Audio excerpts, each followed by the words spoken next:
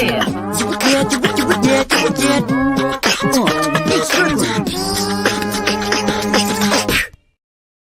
guys.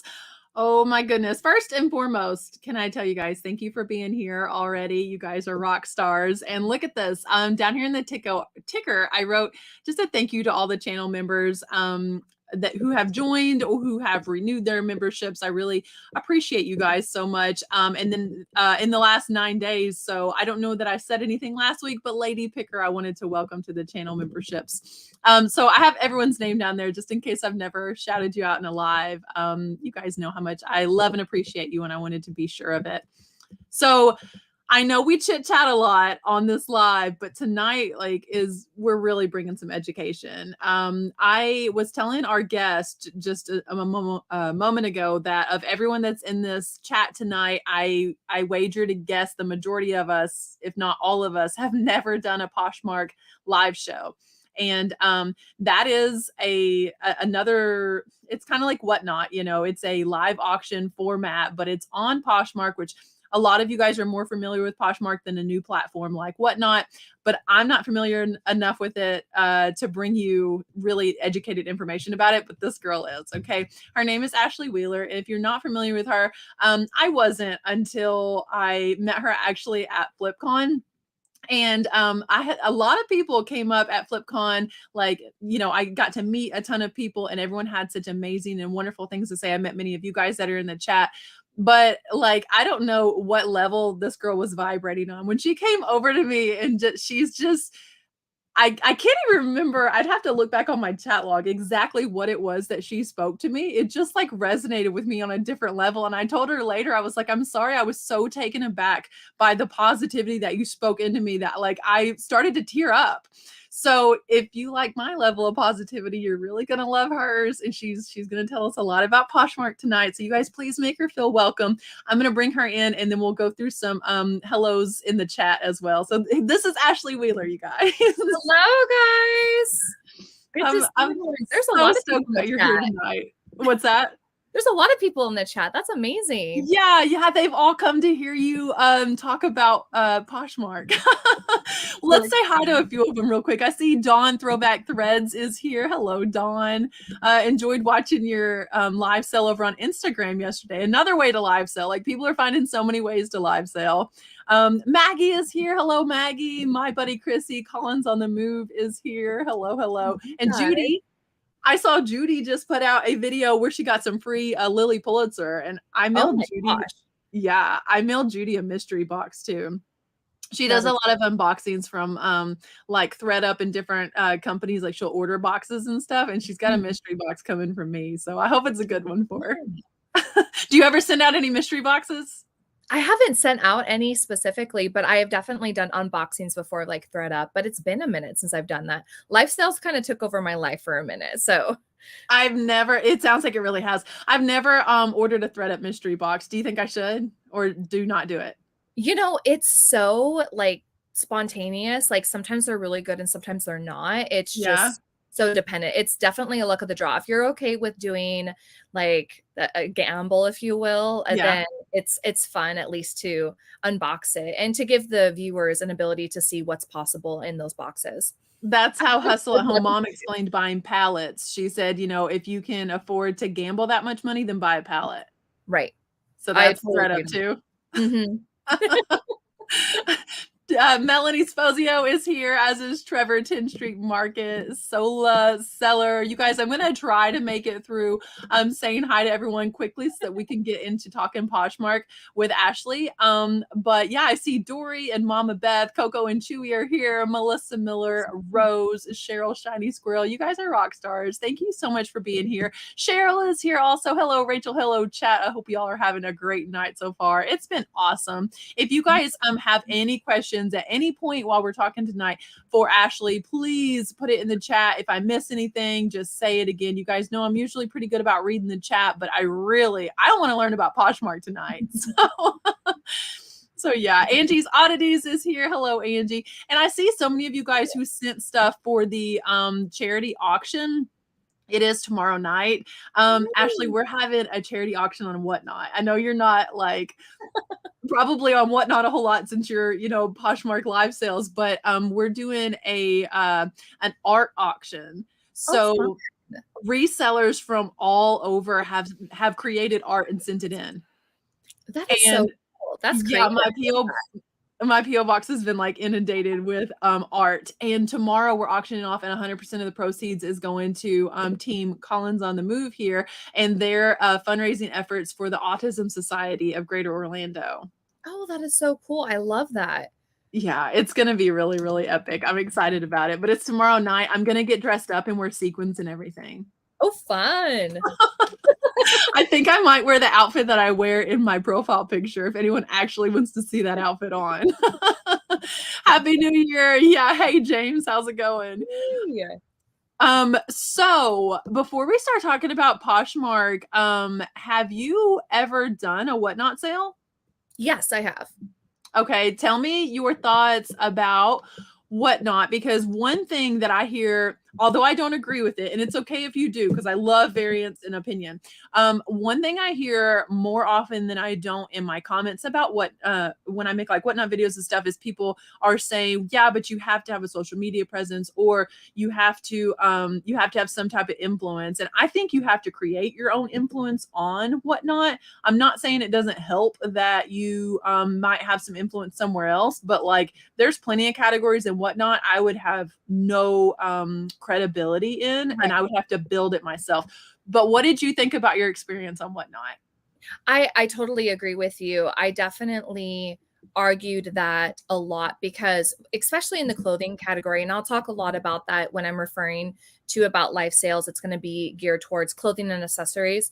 But what I saw within the clothing category is like I would see someone go essentially big on Whatnot shows, and I would go check out their Instagram and they'd have less than 10,000 followers. In fact, some would even have less than 5,000 followers. So I feel like it's just as similar as whether it's eBay, whether it's Poshmark, you have to grow your exposure over there.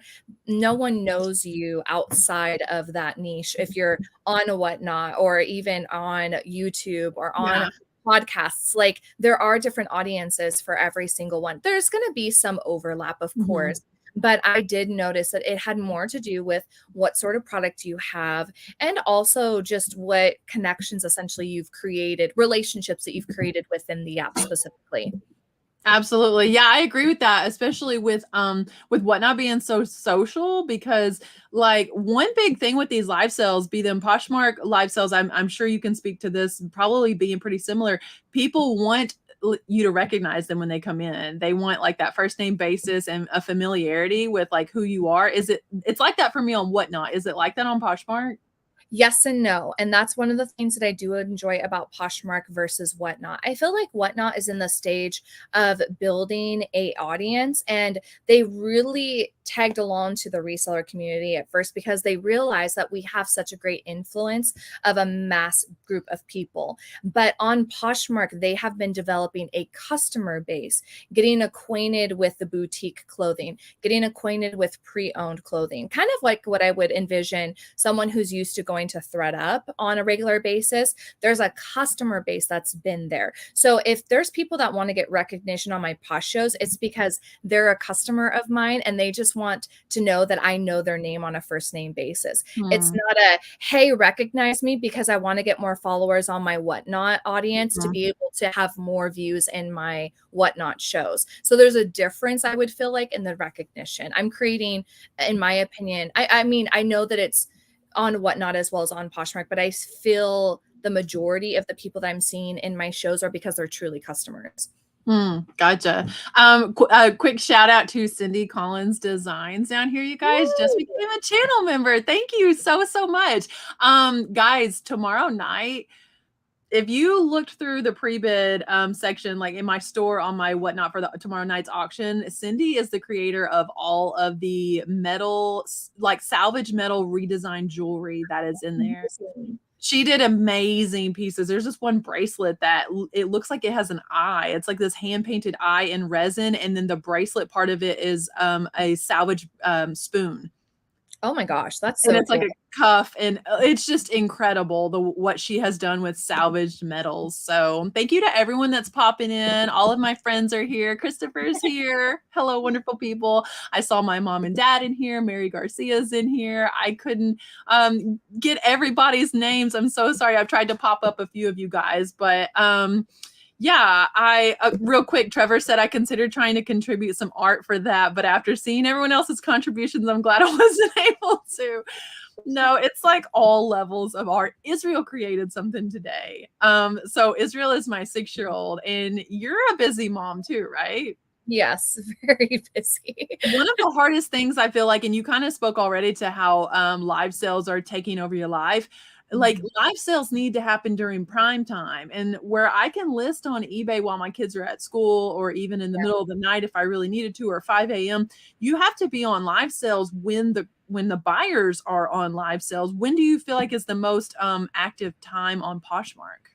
I would agree to that. And I feel like you could agree to that when it comes to whatnot shows as well. The prime time being even late night. Like some people are like, kids are in bed, don't have to worry about that. And just as every other mom is probably like laying in their bed, flipping through TikToks or, watching a live, it's kind of our new infomercial of our day and age. And Like QVC, right? yeah, exactly. Or because I guess QVC was late night as well. But yeah, the late night shows are really popular. Any evening shows are really popular. And so for us, we actually just recently decided we were going live like 4 days a week and trying to hit the morning hours, the stay at home parents or even the work from home parents that could have an additional tab or be cleaning and listening on our shows. And we also wanted to hit an evening. And we just felt like the biggest bang for our buck was more of the evening shows and particularly the weekends. So yeah, Friday night is like my sweet spot on Whatnot. Right.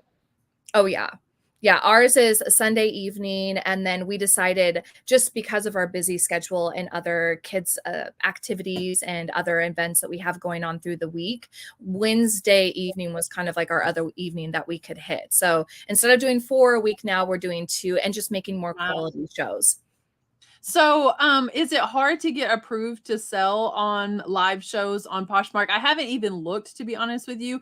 Poshmark, although I have a closet and I make sales, I'm not even going to say regularly. I'm just not that person that devotes the love and attention that Poshmark deserves. So that's why I was like, I have to have someone that loves Poshmark on here. So would it be hard for me to get approved to do a live show? So long as you're in good standings, and that's one of the things that I just recently spoke to Poshmark and they really emphasize that. So long as you're in good standings, and if you are, we're going to talk about a fun, awesome thing that just recently I found out more information about. But if you are trying to apply right now, they are prioritizing those that are a Posh Ambassador 2 or Posh Ambassador 1. Finally, there's like a perk to being an ambassador. I would agree because I started to question that as well. Yeah. Yeah, so you can apply. There's a link. Even if you just quickly Googled Posh Shows or Poshmark shows, Posh Shows, there should be a blog post that comes up as like the first line item or the second one. You can click on that, and there's a spot in there that if you're Canadian, you can apply. If you are US, here's where you apply. But again, they are prioritizing the Posh Ambassador 2 or 1. See, Christy's Posh Ambassador too. She enjoys Poshmark quite a bit. I see Annie Javelina Flips popped in. Bird Bath Betty, she's got artwork tomorrow that I'm 100% leaving with. If you guys try to outbid me on Bird Bath Betty, the statue that she submitted is so amazing. So, but you were talking about, we spoke a little bit today about an event that you're having that could potentially help people also get approved as a Poshmark live seller.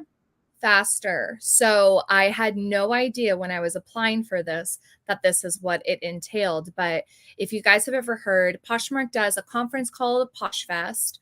Then they also have done like Posh and Sips, which is more local. It's just an opportunity to bring more people together. They're really about community over there. So those are some of the things that they do to bring more of their community together. And then they started to do a smaller event called Posh and Coffees. That's something that they're doing on Saturdays. And originally, I feel like the goal for that was to help bring an awareness to what is Poshmark and have more customers come on, or even sellers, so that way they could grow their platform. Right now they're doing a Posh Show edition, and I've kind of been racking my brain for a while. I've done a mini series on my YouTube channel about how to do a Posh Show well, and what are the steps to not apply, but create a Posh Show, list your items, like the step-by-step in that regard. Are you putting those on your YouTube videos? Yes, it was a mini series that I did probably a couple months ago now. Perfect. But the biggest comment that I got through all of that is,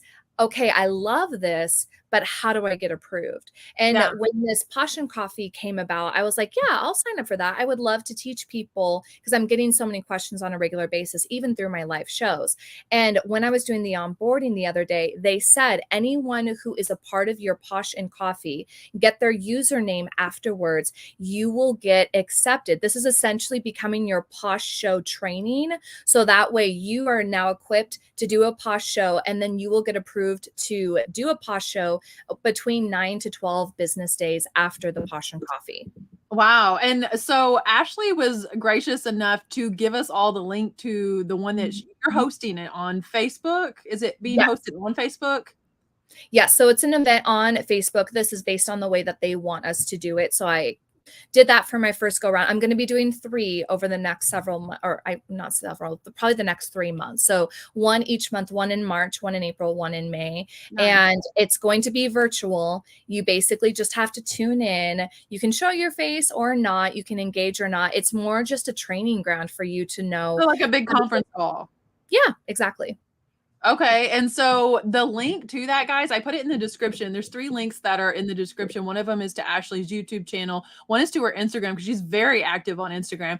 And the other is the link to this event. If you're considering selling on Poshmark, I mean, this would be an amazing event to be a part of. I mean, and if you're considering doing the Poshmark live shows. Chrissy wants to know, how do you become an ambassador?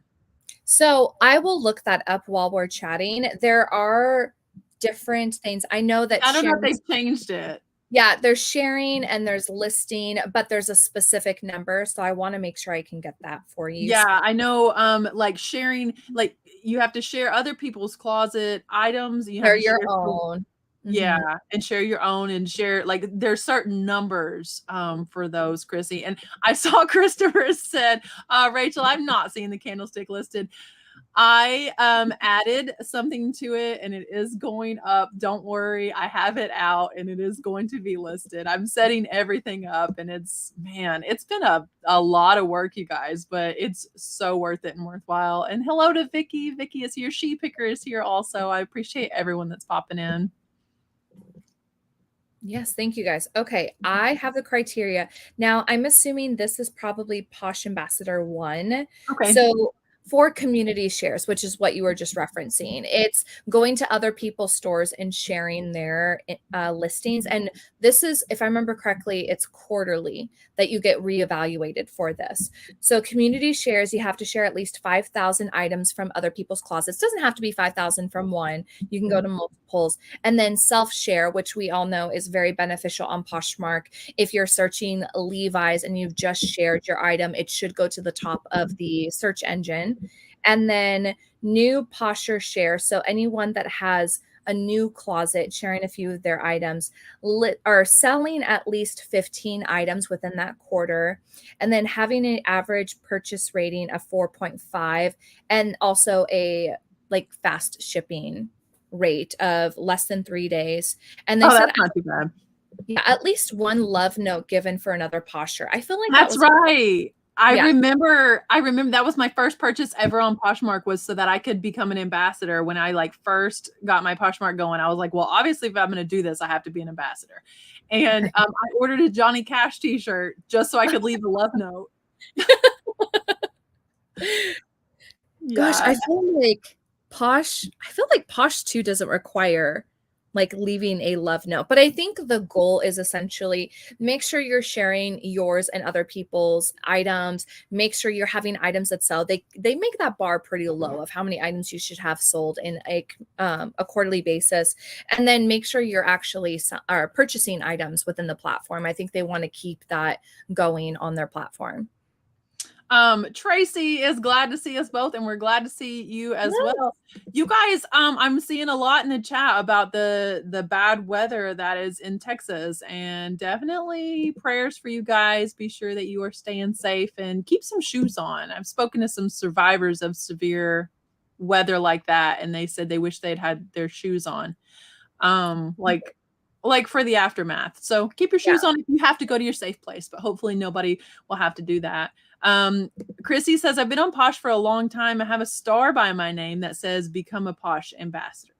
So yeah, I guess haven't checked off all the criteria yet, Chrissy, but it's nothing too hard.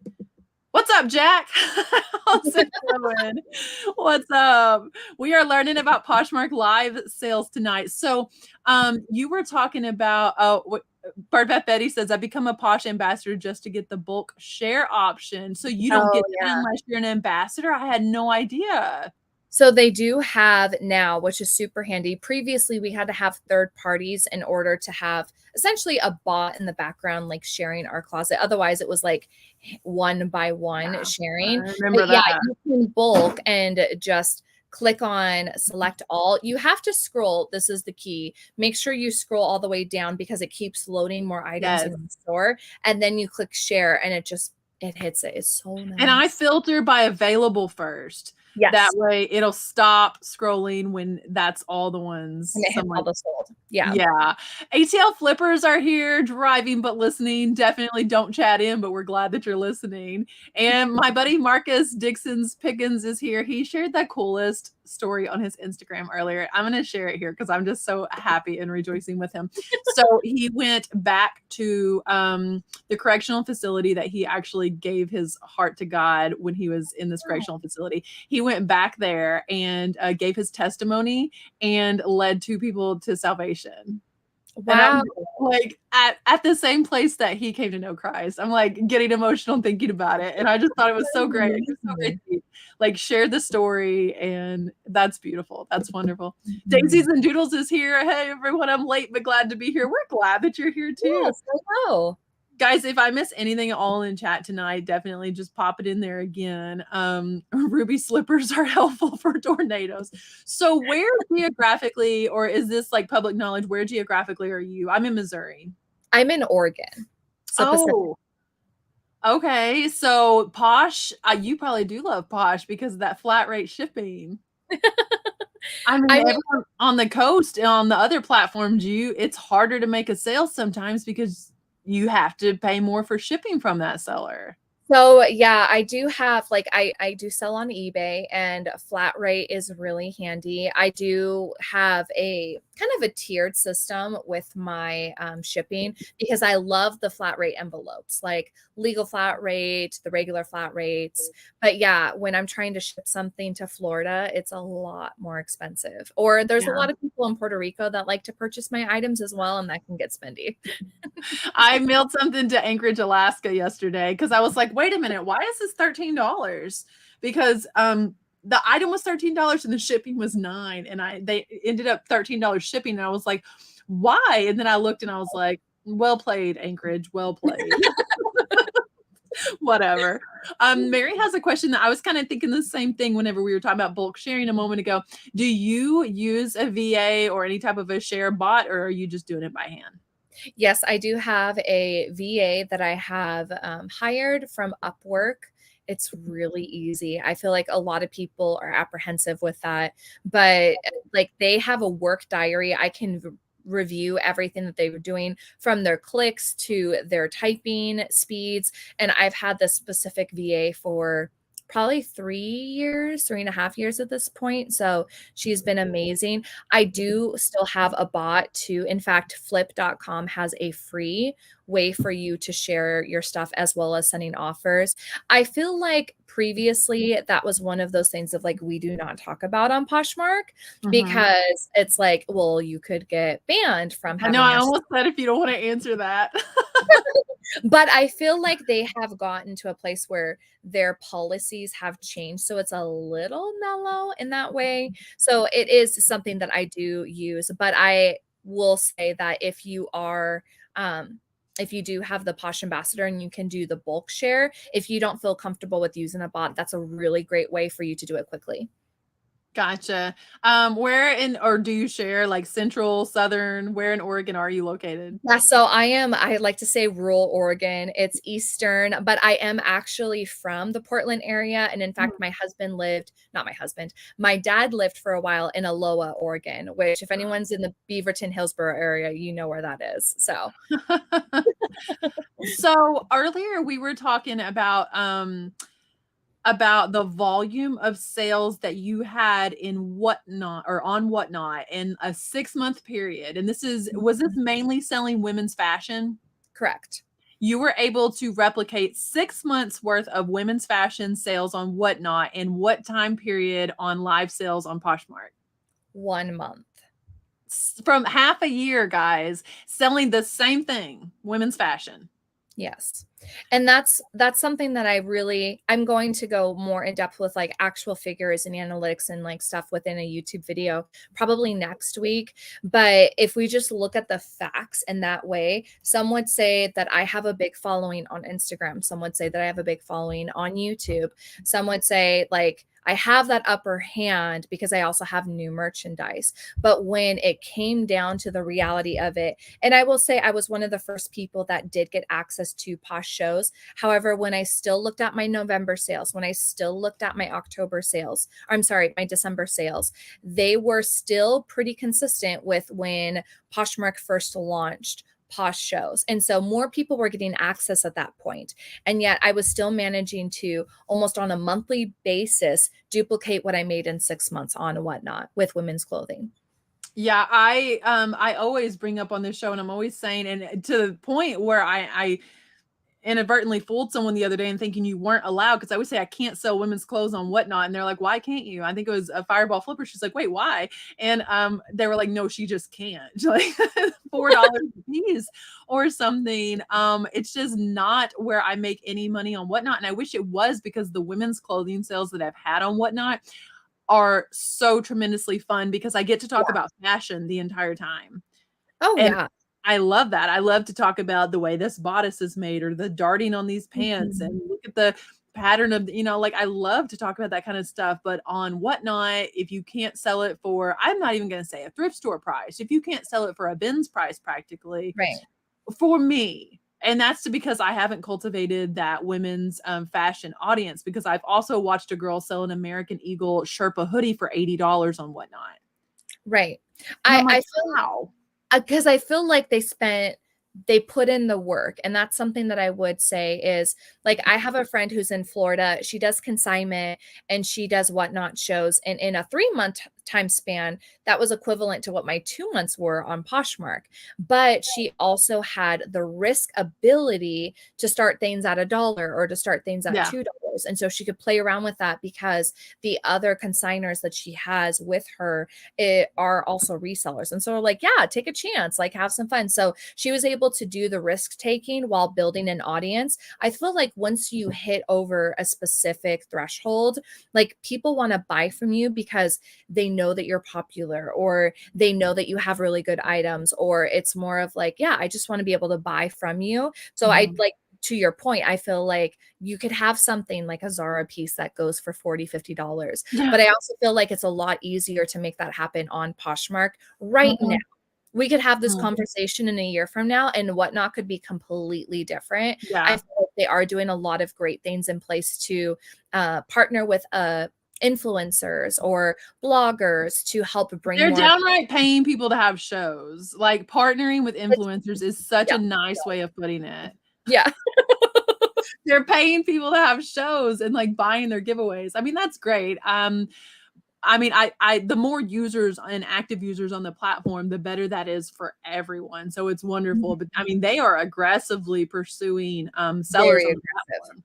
And there for a while, I'm supposing to compete with Poshmark. They were offering a bundle shipping on women's fashion. Oh, hang on. We have to dance real quick because we had 100 people in the chat. Yay!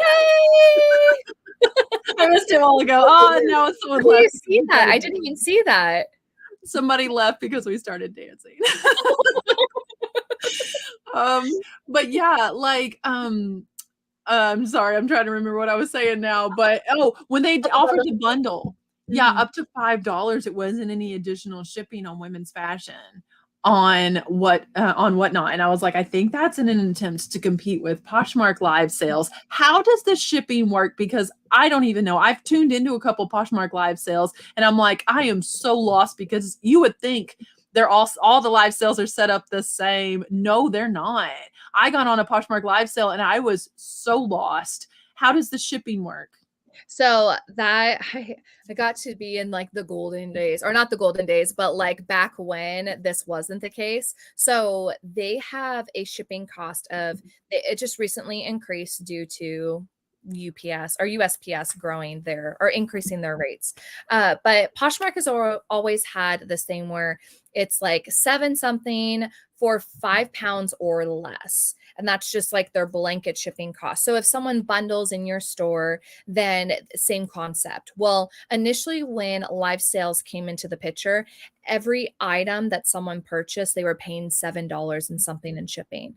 Now it is changed. They finally got the bulk shipping fixed. So if someone is in one of my shows, they purchase one item, I kindly encourage them, or just be really, I celebrate with them and say, you purchased your first item, that was $7.97 for your shipping. Anything you purchase after that is going to be free shipping. So long as it stays under that 5 pound threshold, it's going to be just $7.97 now. So once they cross 5 pounds, and that's according to what you put the weight in of the item, then what does it charge them? Is it another 7 whatever for the next 5 pounds? Correct. And actually it's not it's not an automatic thing. I've just set the expectations when I'm doing a show. Then I can constantly remind them, because like we've done coat sales before and like you purchased 2 items and you've gone over that 5 pound threshold. So I remind people that I will create a manual bundle in my store.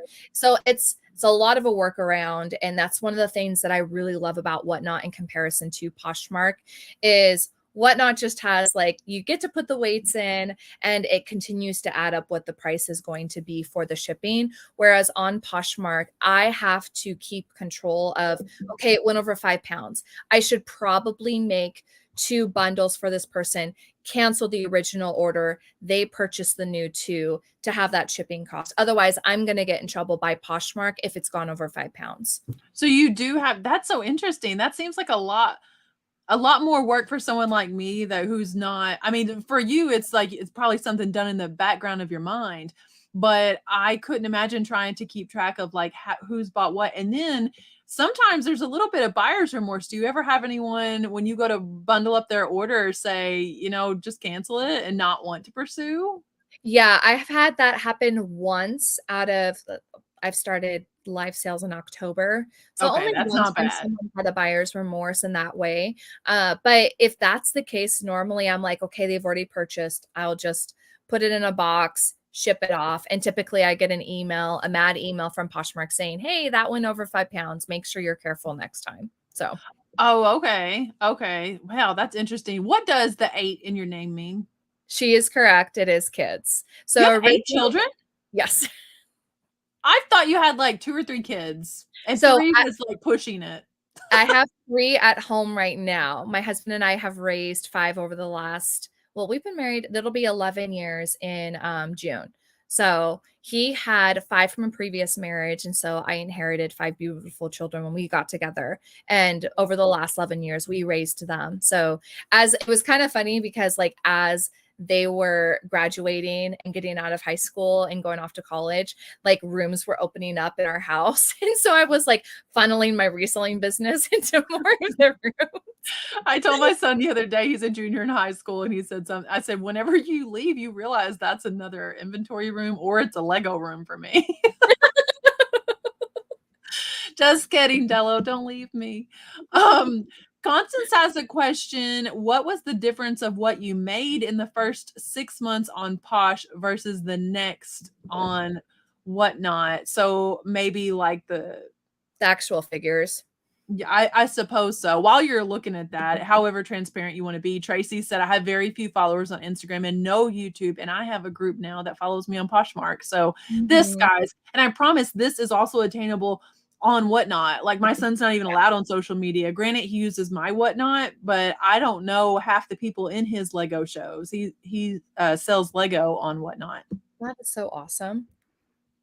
Have you got anyone, like obviously your husband, he resells with you or assists you. Do your kids, any of them get into reselling?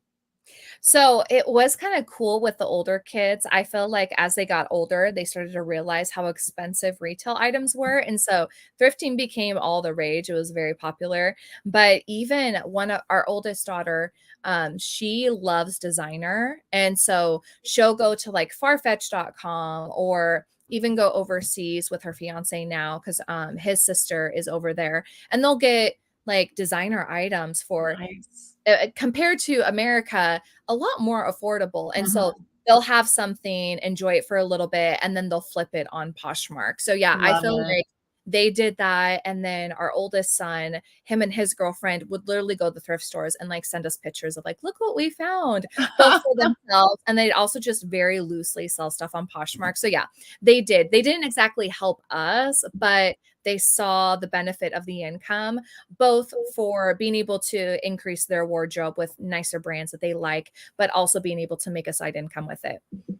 I have to explain to Cheryl why I sound so salty when I talk about Whatnot paying people to have shows. It's just because I've emailed them 7 times and asked them to sponsor my videos and they won't. That's all. Well, in my opinion, one of the things that because of me having a YouTube following, I don't feel like that's duplicatable. Like I can't sit on YouTube and be like, this is going to be the best place that you can make a full-time income, knowing very well that I'm getting paid to say that. I feel like Poshmark is a little more better entry when it comes to live sales to be able to make the money that I feel like is possible on live sales.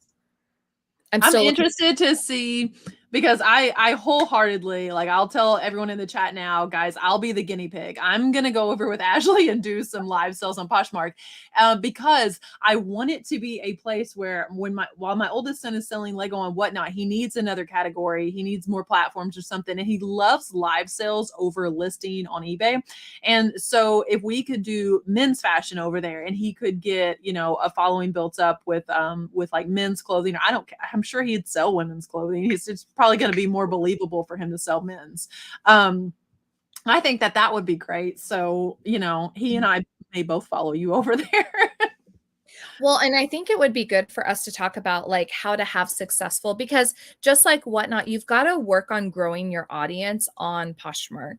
So I feel like kind of going into some of the tips that I have seen to be successful over there would be good as well. Because I feel like if you do one show and you don't have a lot of viewers, you're like, this doesn't work, I'm going to quit. I feel like whether you're trying out Whatnot for the first time or Poshmark for the first time, you can't make an opinion off of your first show. Yeah, I had someone comment on a video I made on Whatnot about how it's just really not that great. And it's, you know, kind of a joke that anyone could make a living over there or even make decent money. And I, you know, that was the only thing I could say was I have had shows where I canceled after 3 items. And I've also had shows run 5.5 hours and I still had people buying and I had to end it because I was losing my voice and, you know, like hundreds of dollars. And so there's a big difference there. You have to find the niche that you can sell in and that people trust you in. You have to find the niche that you can access items very affordably. And you even have videos about buying wholesale to be able to sell. So you sell a lot of new items on Poshmark, wholesale items? So I do a mix. And one of the things that I have found is it's really great to have new items. It kind of creates this, I don't know, I guess it could be maybe my imposing of what I think a customer is going through a customer's mind. But if the majority of my items are brand new, and then I have like a few of the items that are pre-owned, it kind of creates this higher caliber, like all these items are new, I guess, if you will. And so I will still throw in, I go to the bins. We love traveling to Portland. We love getting our bins pieces. And sometimes we've done like pallet pulls out of our hotel. Like I'll grab the ring light and we're just pulling things and say, okay, let's run this one for like $8. Because if you guys know the Goodwill outlets, you're getting it for like maybe $1, if not less. I wish we had a bins. That's what I keep telling my son. I'm like, if we had a bins, then I think you could access clothing inexpensively enough to sell and whatnot. Yeah. Did you come down here to tell me good night and tell everybody good night? Good night. Say hi to Ashley. Hi, no. Good night, sweetie. Can I have a kiss? Good night. Sleep tight. Listen to some good music. He likes to listen to sleepy music. I'll play like music at 528 megahertz or something, and it's just like the most soothing tones, and he listens to that. So I saw Christopher said I may call it an early night tonight. He must be tired getting ready for estate sales tomorrow. Sent you $100 before the show for a winner of a game tonight. Have a good night, everyone, and see everyone tomorrow. Well, good night, Christopher, and I really appreciate you doing that. I mean, you're not even going to see who the winner is. I'll try to screenshot it later and send it to you, but you're a rock star. Thank you so much. Oh, I finally found it. Oh my goodness. That took a minute. So sorry, you guys. Oh, you're fine. Go ahead. So this is the difference in 6 months on one and 6 months on the other. Is that what we're comparing? 6 months on one and then what monthly were. So I guess I was looking at more of my revenue, like what my actual payout was, but for Whatnot, from June 16th to December 31st, it was $16,768. Now, in that, I had 1,761 items sell. So my average order value, basically average sales, was $9.52. My Poshmark, my very first month, was over $16,000. And then my November and my December was 13,000 and some change. And then January, we kind of changed the way that we were going to be putting out shows. We just started to realize like how much time, like we were talking about earlier, between like loading your show, curating the show, finding inventory, doing the show, packing the show. All of that was taking so much time out of our day. And we were doing 4 to 5 shows a week. We began to realize like this isn't sustainable. Chasing the short-term money doesn't make a lot of sense for us for the long-term results that we're wanting. And so instead of just putting out 4 to 5 shows a week, which on one hand I felt like was beneficial to grow our audience to start, now we've been able to kind of cut back a little bit, do 2 shows a week where we're bringing more quality to our shows. And then there also is a anticipation. It's like we're not live every single day. And so people miss us and they want to come to our shows because they miss seeing us and hanging out with us. So I do feel like there was a rhyme or reason for why we did what we did unintentionally, but it just made more sense for us to do 2 shows a week versus 4. What all is your inventory? Like what is your heavy niche, I guess?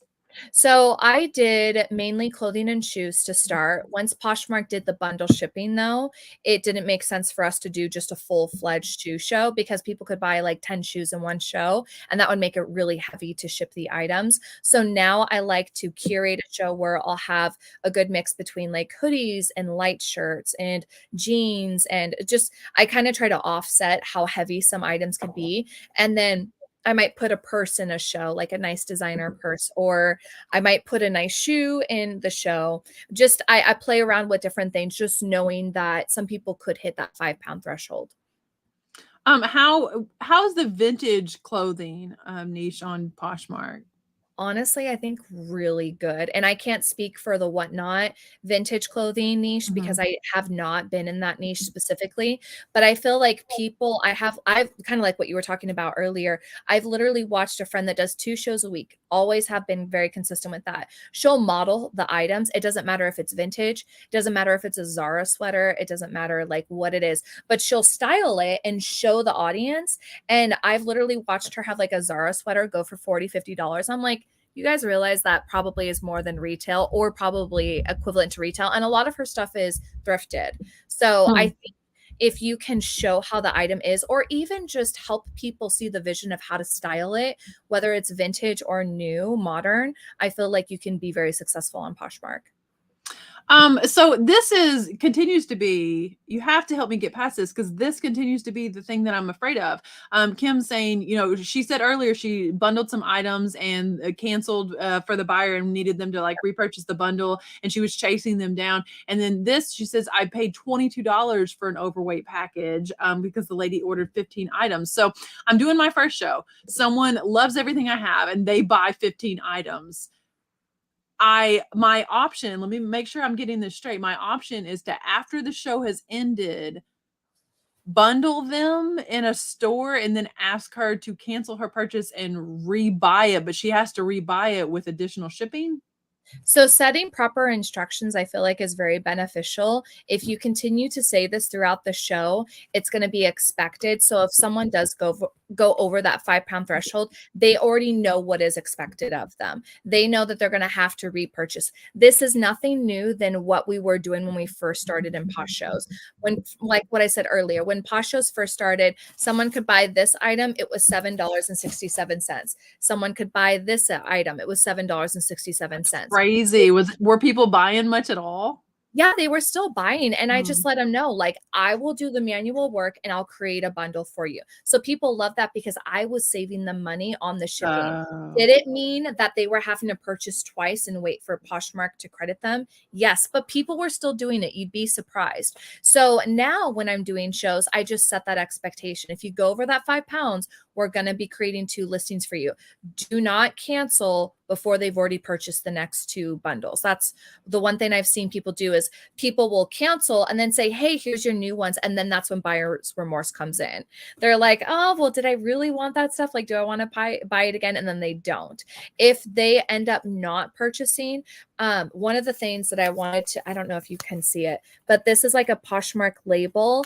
And at the bottom of it, it says Poshmark shippers are authorized to use all priority mail packaging, including flat rate and regional rate packing through zones, local 1 through 8. So if someone ends up having a larger item or a larger bundle, my husband will take a look at the large flat rate, because we know, for those who have been on eBay, that if you do a flat rate box, it doesn't matter how much that weighs, it's going to be covered in that price that they paid for their shipping. So that's one of the caveats that you can get around. We've done the large flat rate, we've done the medium flat rates before, and I've never got an email saying, hey, you went over that 10 pounds, because that's accepted. That's the contract that Poshmark has with USPS. Is that it needs to be, if it's in a flat rate, did you say under 10 then? Well, I think if I remember correctly, the flat rates are under 70 pounds. Like my husband. So just typical USPS flat rate. Okay. Yeah. I mean, I knew we could use those boxes, but I didn't realize that it would then fall under those guidelines. I know Melanie says Ashley's taking us to school tonight. And thank you, Melanie, for dropping so many amazing links, dropping all of Ashley's links also. Yeah, that's there a lot. Who said? Kim said brain overload. I'm gonna go back and take notes of my own show here. So Maggie wants to know, how is jewelry on Poshmark on these live shows? I'm telling you, like, we're Poshmark live show ignorant over here. We want to know. Yeah, I kind of like jewelry because I feel like it's universal. It doesn't have a size attached to it. So I've actually done jewelry shows because of some pallets that I got before. I had some Nordstrom jewelry, and it was really nice to have this piece of jewelry that I could describe how it would be accessorized with XYZ outfit. And it doesn't matter if you're small, medium, large, extra large, it's still going to fit on you. And so I feel like jewelry actually does pretty well over there, in my opinion. Nice. Well, that makes me wonder. Okay, so I went to primarily go to Poshmark because I have a lot of clothes I'd like to liquidate. And I don't mind selling them cheaper. Like, I am not the person that's trying to take something to a live sale and get my eBay price. I understand I'm going to get a fraction of the price, but I think you get more on Poshmark than what you do Whatnot, especially clothing. I would say as of right now, I would agree to that. Okay. So yeah, how are categories that aren't clothing? Like, could I take ephemera, paper goods over to Poshmark, and is anyone going to show up for something like that? Are there categories for the live sales? There are categories, and that's actually something that Poshmark recently did. They just created the feature for style tags. So when you're doing a show, You can say it's going to be a vintage show. It's going to be a women's show. It's going to be clothing, accessories. They have a lot of categories over there on Poshmark right now. So any of those categories are essentially searchable at this point. That's awesome, because that's what brings people in that builds your community, because it's not necessary. I mean, it's amazing when my friends from YouTube or Instagram show up, but what is really cool is, you know, when someone I've never met showed up because it was marked under the right category, and that's really cool too. So that's what. So at the top right here, they have like women's, kids, homes, men's, electronics, pets. So you can click on one and you can see all the shows that have tagged home or tagged women's, and you can do up to 3 tags per show. But yeah, they're constantly, in my opinion, Whatnot is competing with Poshmark. Poshmark is competing with Whatnot. Both of them are looking at each other and going, what are they doing new? Because I need to compete with that. I'm constantly seeing that. Yeah. Meanwhile, eBay dropped a live Pokemon card show the other night. Did they? I knew that they were going to do something, but I hadn't seen anything yet. So on Monday night, I think it was, one of my friends, Nick, had sent me a text, and he's like, did you just get the notification that there's a live show on eBay right now? I didn't get the notification. He said he clicked it, he clicked out, and then couldn't figure out how to get back in afterwards. So he wasn't able to watch it. But I'm like, well, they have been saying that they're going to try to unroll something. I know that they were doing something with luxury. I feel like it was luxury purses in like October, but I never ended up getting the notification. So they're definitely in beta. And per what I had heard before, like Poshmark, or not Poshmark, eBay will not make it live until they're like, this is good. You know, like Poshmark, Yeah. when I asked them yesterday, they're like, we're still in beta. So they're like, we're going to try it out as we're going. Now, something else, talking about things that Poshmark could unveil in the future. You were talking the other day on your Instagram, and I thought that you're just so smart. You were talking about how Poshmark needs to do a live pickup option. eBay kind of has, you know, well, they do have a similar thing. And I thought, you know, in my area, that like there's 3 people in my town that even have Poshmark. It wouldn't do a lick of good here. But obviously in a more metropolitan area, it makes perfect sense, especially for live sales or if you're liquidating to other resellers. Because you were talking about, and I'll just let you tell the story, what happened at Posh Fest and why you know that they have the technology to do that. Yeah, so for the first time, I've done multiple Posh Fests before. Well, I've attended 2 in person. They've had some through virtual just due to COVID. And the first Posh show that I had gone to, they have like their gift shop, if you will. You know, you can go in, you can pick out what you want. They have a POS system. They charge you, you go on your merry way. This last Posh Fest that I had gone to, they had us go to the Posh store. So it was literally, it's called like Posh Fixings. And I could go onto there, and everything that they were planning to sell in the Posh Fest conference was on their store. So I had to go there, purchase whatever items I wanted. And then they had me go to this area where it was like a fulfillment area. They had everything inventoried back there. They were grabbing the items, they bagged it and handed it to me. And they said, now you'll be getting a notification soon that says that your item has been delivered. So I was like, okay, you guys have access to this. Like, you know how to do this. And if it's more of a wanting to make sure that a seller is honest, you know, not just clicking delivered button. That's when I referenced eBay and I said, I've had someone locally to me find my Posh or my eBay store, want to buy something from us through hunting season.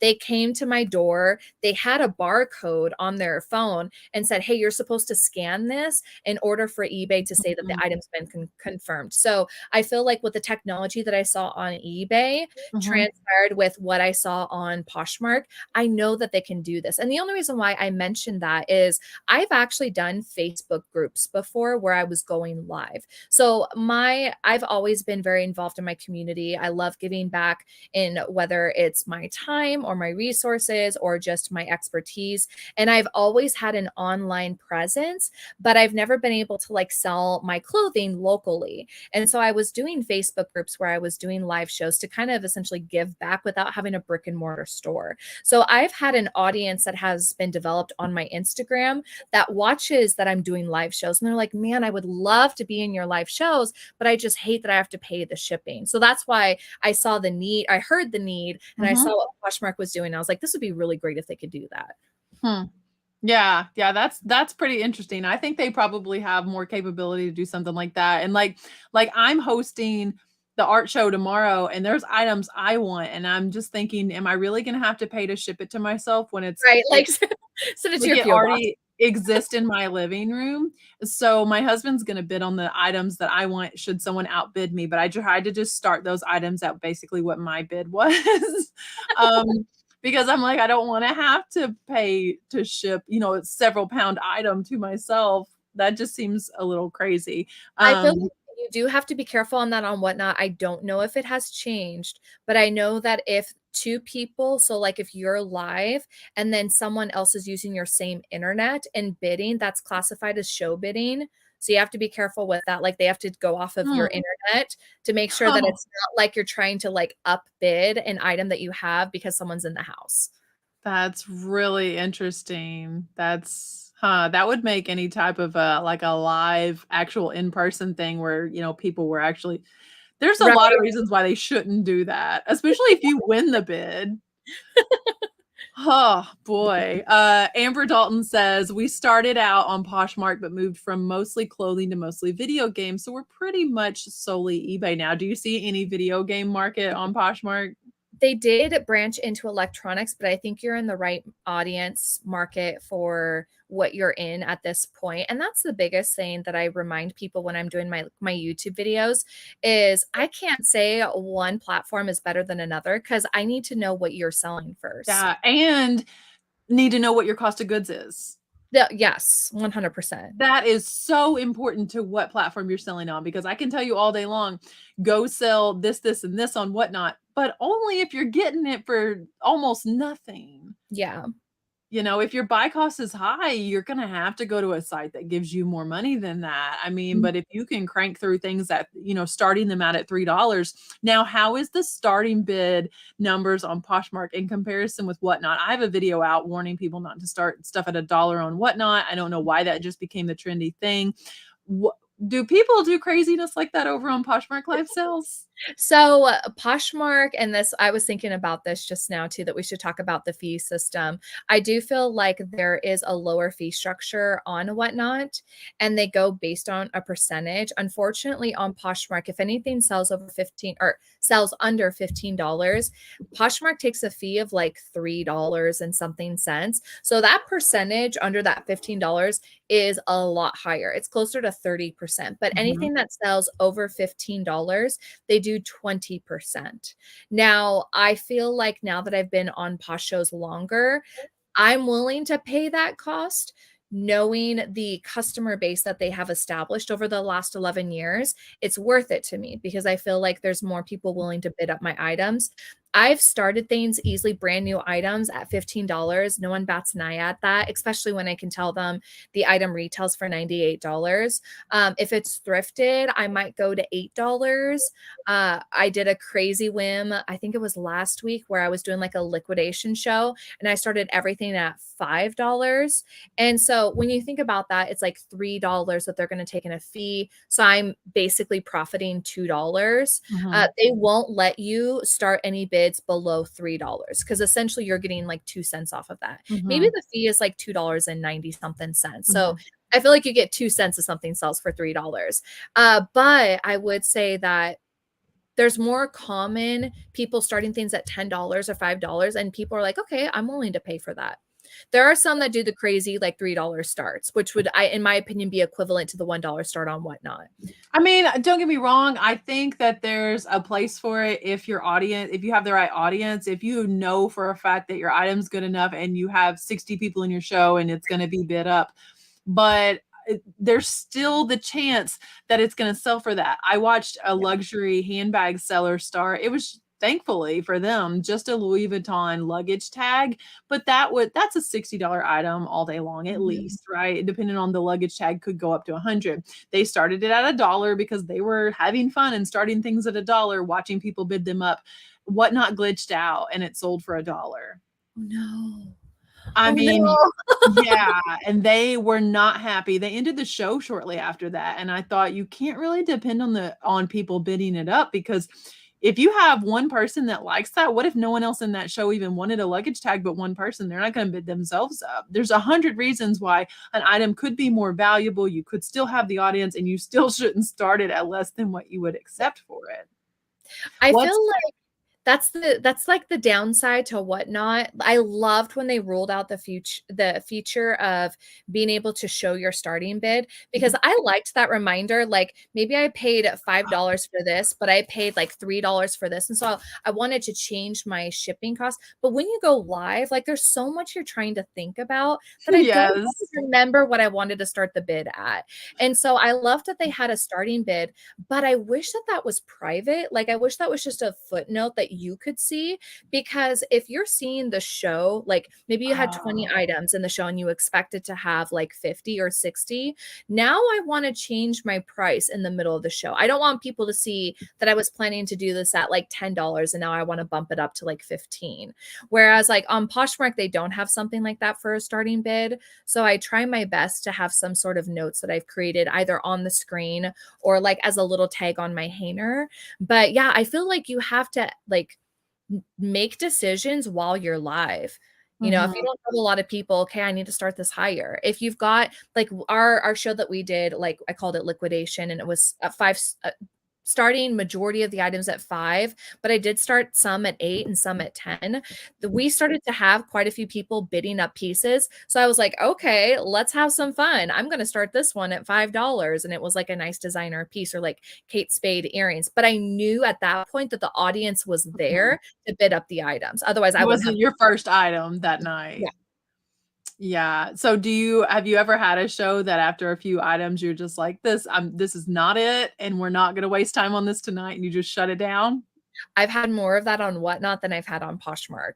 And it sounds like, I mean, I'm going to be honest with you, $16,000 in 6 months on Whatnot, that's not a joke. That is, I mean, $32,000 a year is in many parts of this country. It's a really good part-time job, but that's a full-time job for some people. I mean, so the fact that you were crushing it over on Whatnot, in my opinion, I think you were doing phenomenal. And you're doing so much better on Poshmark Live that you don't even sell on Whatnot anymore, or do you ever? So I've kind of gone back and forth with that. Like, I don't want to say I'm no longer selling over there, because I feel like, just like we were kind of talking about earlier, like every platform ebbs and flows and grows. And so I feel like there could be an audience there someday on Whatnot. I just didn't want to sacrifice the amount of items and the time that I was, when I knew, like, that was the thing I had to come down to, is I have 3 kids at home. I have a husband. And when the numbers talk, and after 3 months, it was like, I'm making anywhere from 13,000 to 16,000 monthly on Poshmark, devoting half of my attention still to Whatnot. Like, what if I decided to spend all that time on one platform? What would that do? Finally, I had to go, okay, for our season, it makes more sense for me to be on Poshmark. The other thing that I would say about Whatnot that I've kind of been frustrated with is I feel like they've created an environment that you have to give away items, and people don't take into consideration, like, how much is that going to cost you for the shipping? How much did it cost you to have to buy that item in the first place? And, you know, there's been people that I've seen like do giveaways that I'm like, man, I can't compete with that. And so for the duplicatable aspect, like, I don't want to teach people on my YouTube, like, hey, in order to have a great Whatnot show, you have to give away a designer item, because I know that's not duplicatable for everyone. Yeah, that's true. Melanie is team me. My Posh is dead, but also because I'm team Amber too, I killed it. If you stop feeding something, don't expect it to grow. I don't know if that's the case for Melanie, but I can tell you guys, my Posh is dead because I don't log on to there. Like the other day, I think I was live with Baldy Pal and I got a notification, you need to ship your item. And I'm like, oh, this sold 4 days ago. I didn't even know I sold a pair of pants. And then, interestingly enough, my last Poshmark sale was a Nightmare on Elm Street VHS. Oh my goodness. I sold it for $53 on Poshmark this week. Wow. Yeah. So it's just electronics are there. I just feel like there's definitely more of a customer base on eBay. Yeah, but I mean, that item had been on eBay and it was actually cheaper on eBay. And it had been on, that was like probably one of the last items that I like cross posted. And interesting, because I remember the very first time I sourced a Madewell bag, I was like screaming when I saw it was Madewell, because the certain Madewell leather bags are over $100 and I paid a couple bucks for it at Goodwill. I listed it on eBay, and while I'm listing it over on Poshmark, like crickets on eBay, I listed on Poshmark, immediate offers, all these people liking it and everything, and it sold for more on Poshmark, and it had just been sitting there all night on eBay. Yeah. There are different audiences. I feel like that's why I'm on eBay and Poshmark, because I feel like some brands do amazing on eBay while others, like you said, will price higher on Poshmark. And I feel like because still, even being around for 11 years, eBay's still been around longer than Poshmark. Even though it's been a decade for one, it's been almost 2.5 for the other. So I feel like some items have gotten flooded on like eBay versus Poshmark. And yeah, I've constantly had items that sell higher on Poshmark than on eBay. I think that it brings a different clientele also. People are like bougie over on Poshmark, and it's so funny because it's like they don't think that the item's coming from the thrift, and everyone views eBay as the online yard sale. And Poshmark is this super rich girl cleaning out her closet for pennies on the dollar, and you're going to get a discount on a designer item. And it's just so funny to me how it's like that, how people have this interpretation of, like, they have this preconceived notion of who's selling stuff to them on these sites. The same people that would never thrift are buying on these resale sites. And I'm like, you know where we're getting your stuff, right? Right. Well, and that's why, like I was saying earlier, and I don't know if it's more of my analogy or if it's truly what my customer is doing, but if the majority of my items are new on a Posh show and I throw in like 10 to 15 items that are pre-owned, I feel like it makes the caliber of those pre-owned items higher because they've seen the bulk of the items are brand new. So what are we doing wrong if we are feeding it daily and still not seeing results over on Poshmark? Do you have a couple tips for people outside of live sales just to see more action in their Poshmark? So I feel like when you say feeding it daily, that could be a multitude of different things. So are you feeding it daily by listing? Because on eBay, that does really well. But on Poshmark, you still have to make sure you're sharing your closet. And I feel like, I think the last time I checked my analytics, like 75% of my sales on Poshmark came from me sending an offer. So are you spending time sending offers? Because I can have an item that will be like, they like the item. If I send an offer, they might be likely to counter or might be likely to accept it. Everyone wants to get a good deal. So I always price my items a little higher. So that way I have room to barter with like 10% off or 20% off, even 30 sometimes as well. Yeah, I feel like you do have to do that on Poshmark, and that's where like a cross-posting app isn't your friend, because if I have it listed for $20 over on eBay and then the cross-posting is going to post it, unless I go in manually and change those prices, it's going to price it the same on Poshmark. And like you say, people want that deal. They want to know that you took 10% or 15%. What do you think is the most common percentage off that people want on Poshmark? So the way that I have it, because I do use my flip still, as what Fireball was saying. So if someone likes an item within 10 minutes, they get a 10% off discount. If they I do like every Thursday or Friday. My mind is direct deposit happens for most people on either Thursday evening or into Friday. So I will send offers for 20% off. And then at least once a month, I'll send a 30% off offer. Commonly, that 20% really brings in a lot of sales. And that's on the weekends. Yeah. Well, it's the Thursday into Friday. So it's a 24-hour time frame. If I forget on Thursday, it'll be Friday into Saturday that the offer will be pending. But the 20% does really well. And then also the 30% once a month helps. Nice. You guys see why I was calling her the Queen of Poshmark over on Instagram earlier. Chrissy says, is there a purpose to putting the original list price? I've heard that you can put 0 versus an actual number, but maybe that's what I'm doing wrong, putting a number in there. And if you guys aren't familiar over on Poshmark, when you list an item, say I listed it at $20, it wants to know, like, what's the retail price? Because people want to know how good of a deal they're getting. What do you put in there? I put 0. Yeah. If I'm in the description, I might say, hey, this item goes for $150. If I'm in a live show, I like to have that's kind of another like teaching ground, if you will. So like when you're doing a live show, the only thing that pops up is what your listed item is, or like what the price that you have for the listed item. And so I like to put the retail there because on my screen, that's all I can see. So when I'm talking to someone, I'm like, hey, this item retails for $75 regularly. It's just basically like a note on my live. But yeah, typically if I'm just listing items in my store, it's 0 for original price and then whatever I am listing the item for. Nice. Dawn is interested in you going over those shipping boxes again. So you were talking that if you use a flat rate box, now you feel like you could go over, or you know that Poshmark allows you to just go over. So I haven't heard Poshmark say yes or no to this, but I have personally played around with this. For instance, we didn't think about this, but my husband one time got for clearance at Walmart a bunch of those, what are they called? They're not Trinity blankets. It's the weighted blankets. And we Oh, were thinking about it, but we cross list them over to Poshmark and they were 10 pounds. And so one of them sold, and I was like, Jeffrey, why did we do this? Like the item immediately like goes over the 5 pounds. And so he was like, well, I think I can fit it into a large flat rate box. And so we're like, let's try it. And also, by the way, Doc Martens go over 5 pounds. So again, like that's something that sells pretty well over on Poshmark. Throwing it into a flat rate box, anytime we've done that, we have never gotten an email from Poshmark that says, hey, you went over in size. And I think it's because of the contract that Poshmark has with USPS.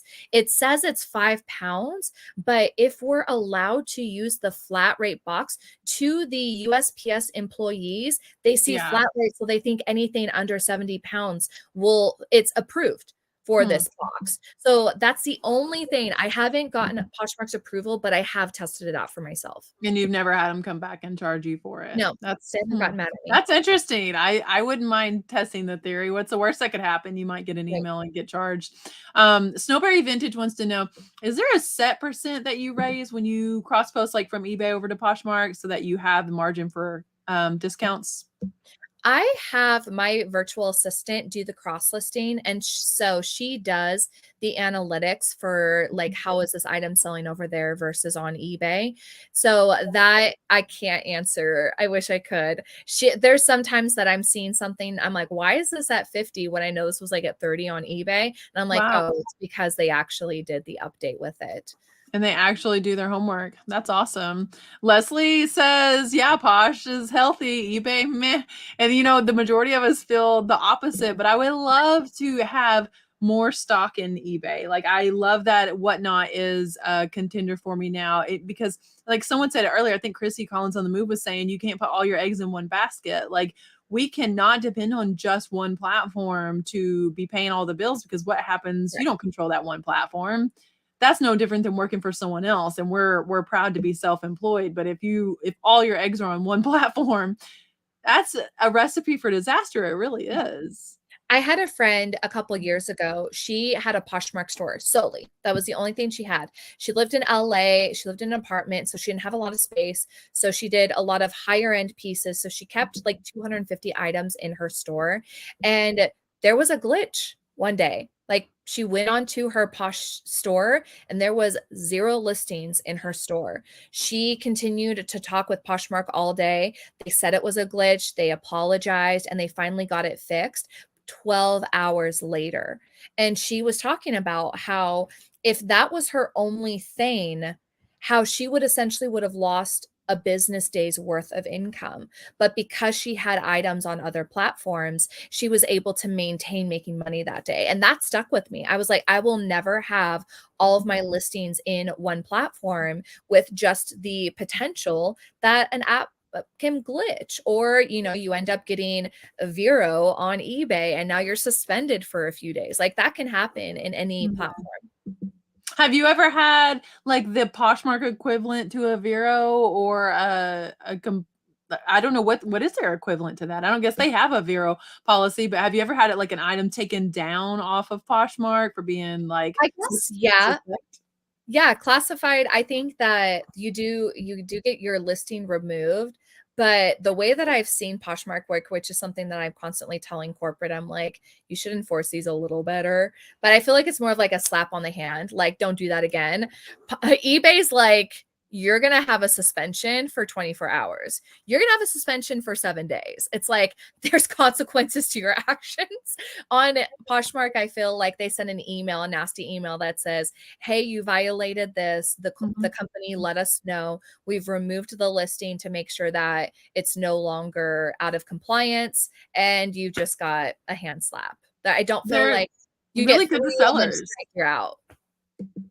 Yeah, Poshmark is really good to sellers. They stand by their sellers. And like Bird Bath Betty says here, Poshmark sides with the seller for return requests. And oftentimes they do. I mean, it has to really be something that you did wrong. They don't they're not going to allow a return because the color was off or the size, you know, none for fit and things like this. Yeah. Yeah. I mean, so that can be a pro or con because some buyers don't like that because they want to try something on. But again, it's like, okay, if that's what you want, then go to eBay. If that's what you want, then go to Amazon. Like they've really curated their audience to be someone that, yeah, so long as it's not item not as described, they're not going to accept a return for the most part. I've heard some horror stories with some designer pieces, but people have to get really creative to try to like scam you in that way. Yeah. Bird Bath Betty was saying she has been charged for going over. So I don't know if that was using a flat rate or not. I'm still interested to know. I think I might test it for myself and see if I ever get enough Poshmark sales to amount to over 5 pounds. You know, and something else that we haven't really talked about, but was something that I had done a couple years ago, and I feel like is a little easier instead of trying to like tango with that 5 pound mark, is if you have pirate ship or you have sendle.com, say someone buys 10 items in there, I know that yes, I will use the 5 pound box because you need to get that tracking on Poshmark. But then let your customer know, hey, not everything fit in that 5 pounds. So I got another label. Here's the tracking for that.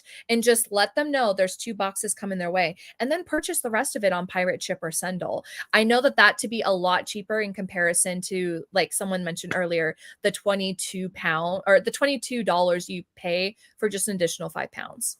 It's insane how much the additional is. It's like that doesn't make sense to me because you know they've worked out a sweet deal with USPS to be able to do the $7.95 in the first place. And I'm like, you would think they'd want us to bundle more items. Yeah. Like the more the merrier, right? So why the 5 pound limit in all of the Posh conferences you've went to? Have they ever addressed the why is it 5 pounds is not that much? Like you say, you can't buy 2 coats. Right.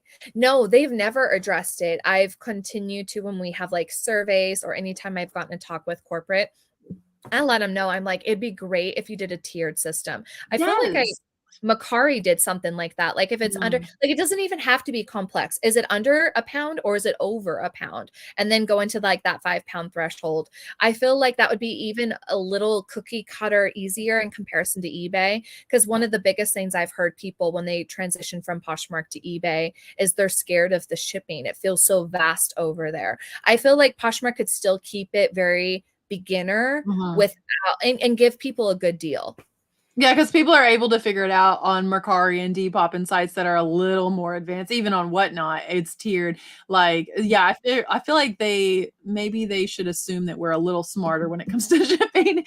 Angelo, Drew has stared at a computer screen all day long. So he was in here earlier, but he told me he probably wouldn't be in the whole time. He's spent a long time editing his video. If any of you guys want to know how to change the power steering pump on a Dodge Ram pickup, that's his new video. Oh, wow. So he GoPro through that one. Have you ever forgot to remove your bundle discount when you have manually bundled before? Yes. So I think I know what you're saying. Forget to remove your bundle discount. Yes. So when I was doing live sales and I was having to manual bundle, I actually turned off my discounts on my bot. So what I think she's referring to, whether you have like Posh or VA or you're using Flip, if there's any listing that's been created, someone can heart the item. And then again, within 10 minutes, an offer would go out. I think I've had that happen like once, maybe twice. And anytime I see that, a way to remove the offer is to go into that listing. It's kind of it takes a minute, but it's a good workaround. change the size of the item and then hit save, and then it removes the offer. And so then at that point, that's why I like Posher VA specifically. I still use Flip for like sharing, but if I'm doing a constant like sending discounts, you can exclude certain listings now. That's a new feature that they have. That's a paid service though. Bart Bath Betty says it's £6 for $6 for 1 pound over, $10 for 2 pounds. It's insane. That's crazy. And I have a friend who's in Canada, and their shipping per item on Poshmark is like $13.90 something cents. And then like their next pound up is like only a couple dollars. And then the one after that is only a couple dollars. And so I was like, okay, so the front end, you guys have to pay more, but then the extension of like going up to 10 pounds is a lot cheaper. It's like, what? Like this, it just doesn't make sense to me on Poshmark with what they do with their shipping. Yeah, that's crazy. Yeah, I feel like they could go a long way with that. You mean Posh returns won't happen if the buyer claims the item smells like a fart and washed it and damaged it in their machine? That literally happened to Mary on eBay. And when she and I were talking about it over on Instagram, and I was like, girl, yes, I have had eBay force a return to me because they said an item had a smell, and eBay said we can't determine whether or not it actually smells, so you have to take it back. Yeah. Like, how do you think that would go on Posh? I don't feel like it would go over well, especially so typically now I've seen some people start to have buyer's remorse and be sending me messages and then come out with some obscure like return thing like that. And all I have to do is bring Poshmark to the former conversation and go, it appears that this person has had buyer remorse. And this is why they're trying to find any excuse to return this item at this point. Yeah, buyer's remorse for sure. Jean Jordan, your goal is awesome. My goal is to pick enough for a Tesla Cybertruck before they're released. I mean, those are over $100,000, I think. Yeah, that's amazing. And who knows when they're going to be released though, but that's awesome. Ashley, I had a goal to trade my unlisted inventory, my death pile, into a new car on eBay. And I did. I paid cash for my Ford Bronco. I saw that. I loved seeing that video. That was just from selling on eBay. Like, how long have you been on Poshmark?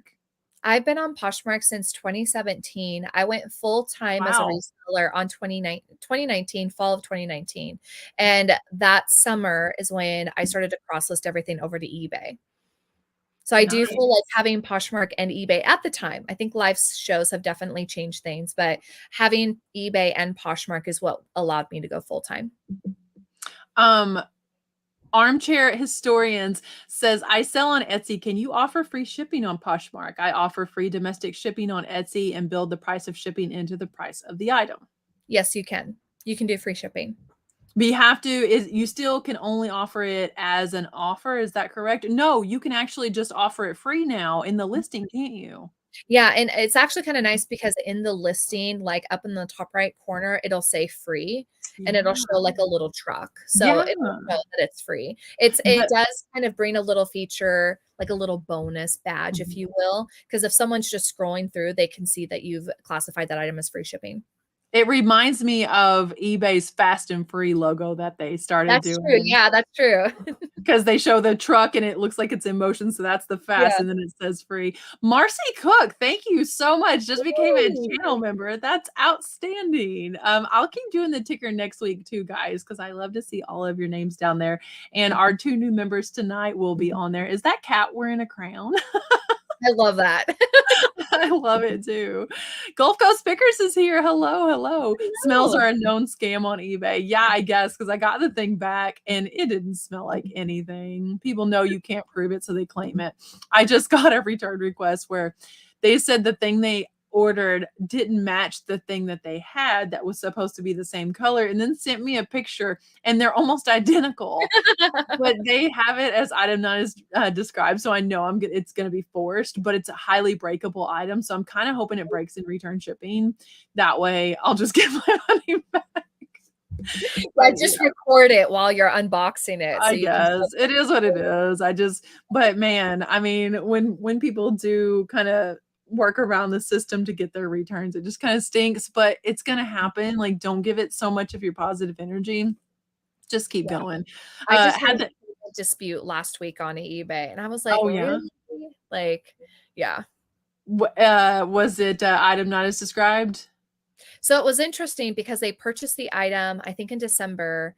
It arrived delivered end of December. They did a payment dispute with their credit card because they knew they were past that 30-day threshold. But the funny thing was, they actually had given me a review saying the item was good. But then they tried to do a payment dispute saying the item wasn't as described. So you have to come with your own evidence. And that was one of the things I made sure I did, was if they had created a review, I wanted to be able to show that as proof of like, hey, this item isn't that, it wasn't not as described. In fact, they gave me a positive review saying that it was a good item. So in my opinion, without actually coming out and saying that, I was like, it's buyer's remorse. Yeah. Amber says, yep, had that happen to a collectible Barbie on eBay. They said it smelled like perfume. First of all, why are you sniffing the Barbie? Got it on yourself. Some of the stuff I've been opening though for the auction, for the art auction, I'm like, dang, y'all's houses smell so good. Like, Awesome. I opened 2 different pieces of laundry. One of them was from Cheryl Shiny Squirrel, if you're in here. And the other was from the Frock Jockey. Y'all have the same laundry detergent, I think, and I need to know what it is because it smelled so good. One of them was sending me sweatpants, so I get to smell these pants while I wear them. Oh, nice. Nice. You have until 2050 to raise money for that surgery. I mean, they do keep putting it off. I don't know if that's an actual date or not. Oh, I absolutely will, Christopher. I'll have her do that. You're probably unfamiliar with the game, but you're sitting in your office. You probably have paper and marker somewhere around, right? Yeah. Okay, good. I'm trying to pay for my travel trailer via reselling. That's awesome. Like, there are people have so many different goals about what reselling is for them. Hey, Melanie, how's it going? What did you do before you were a reseller? So 2 things. I was working at an investment firm. That job kind of came about because I needed something closer to home. I had a brand new baby and I was helping my mom be a caregiver to my grandma who had Parkinson's. Prior to that, my actual like dream job that I had stepped away from and got into the investment world was marketing. I was actually a marketer. It was called marketing coordinator. I was working to become their creative editor, there we go, at a gym that housed 40,000 memberships. So Wow. 12 different departments. We had tennis, swimming, fitness room, strength training. They even had a physical therapy. It was amazing. I loved Do you that. have a degree in marketing? No, and actually that was the crazy thing. When I was getting interviewed, it was like a group interview. They kept saying over and over again, "So you don't have a degree in marketing?" And by the time I was done with this, I was like, I'm not going to get this job. Like, they have asked that so many times. Like, they are just expecting that I need to have this. In fact, later they were like, "No, we were so impressed with the information that you came that we thought you had to have a degree in marketing." So it Wow. was such a fun job. I loved it. But like I said, I transitioned to a job because that job was 45 minutes away from my house. So it just became not cohesive to my life when my grandma needed us in her last few days. So Yeah, like family and your life is so much more important. My oldest son, like I say, he's a junior right now, and I'm trying to explain to him whether you go to college, you don't go to college, whatever you decide to do, what's really important is what you decide to do with your life, and you need your income to pay for your life. Don't like work your entire life around whatever your job is and then work your life into that, because oh that's yeah. not, you need to decide what you want to do with your life, not what you want to do for work. And Will says, I've been trading my death ball for chocolate. Cybertrucks are great, but not half as delicious. No delayed gratification. Drew is true. He's right. I do not like the smell of Gain. If I bought something off of someone and it came to me smelling like Gain, I'd rewash it. It's so offensive. Do you like the smell of Gain? It's definitely very in your face for sure. It is. There are so many more delightful fragrances than that, and I he agree. likes it. And, like, he wants to try to wash our bed sheets in it and stuff, and please don't do that. Christy is paying for a wedding with reselling. I mean, That's pretty awesome. Reselling paid for Disney trips. I was just about to say, so we actually had that when I was still working full time at my investment firm job. We needed some additional income. At that time, we had 6 kids at home, and Jeff's sister, my sister-in-law, she was getting married and she lives in LA. And like I said, we live in Oregon. So we're like, you know what? Like, let's take an additional week and let's take the kids to Disneyland. So we took, in total, it was 8 people. We flew them down. We spent 2 weeks down in LA. Well, 1 week in Anaheim and then 1 week in LA, and had the wedding. We took the kids to Disney for 3 days. All of it was possible because of our reselling business. And like, that was such an expensive trip. I think in total it was close to 10 grand. Would not have been able to do that had we not been doing our clothing business. Does your husband, I said earlier, I'm positive I misspoke, said that he like assists you in reselling. Like he's a full-time reseller too then? Yeah, so he's been doing it with me full-time since fall. We just recently transitioned because we didn't want to do live sales consistently. It was literally like waking up, doing a live sale, listing, go back to sleep. And so we realized we would prefer to do more of that long-term money. So that's kind of what I was expressing before. I feel like live shows, while I love it, the minute you end a show, you've made as much money as you possibly could within that 3-hour time frame. Whereas for us, because we do love our social media and being able to train people, our YouTube, we can purchase, or not purchase, we can create a video today and it's going to continue to pay us out 3 years, 5 years down the road. So I know, it's so smart. We wanted to do slow and steady wins the race. And so he actually just started working again within the last couple weeks. But it's nice because he's 8 minutes away from home, gets home when the kids are home. And so we've been able to still manage our live sales schedule while at the same time building our YouTube. But yeah, he was with me full time through the whole time we were doing live sales. There was no other way we could have done that. We were selling hundreds of items on a weekly basis. My husband has started selling a lot on eBay. He's not into live sales yet, but he sells a lot on eBay in the way of like tools, and just basically was cleaning out his garage and accidentally made a couple $1,000 extra last month. Easy, easy. That stuff is so easy. Like my husband comes with like general merchandise or like hard goods. I do a lot of hard goods. He loves camping stuff. He loves hunting stuff. He's former military, so he can spot camo and know what it's intended for. He'll have an item sell for like $150 on Craigslist. I'm like, do you realize how many clothing items I need to sell to make that much? It's funny. But yeah, what is your average sales price on your Poshmark live shows? Oh, I had it before. Do you know, like just a rough estimate, around 10, around 15? No, I want to say it was like 18. And nice. Then that's high. Depending on some shows, if we looked at our Posh like store in total, I think it was like $20 or $25 while we were doing all of our live sales, and having just sprinkled in some of our other items in our store. I pulled up MacPack because MacPack, I sent you a message over on Instagram. You've probably already looked at it. I just haven't been on there much, but if you get on Instagram, I got a question for you. I use a mixture of 1 part OxyClean, 1 part lavender scent booster. Lavender is great, but it soothes me too much. I can't have lavender on and while I'm trying to work. I do like OxyClean, what is it? Washing baking soda, and then I drew a blank, borax. That was a trick that I had seen on like TikTok a long time ago where you like strip your clothing that way. And so I started using that as like our regular detergent. You use borax all the time then?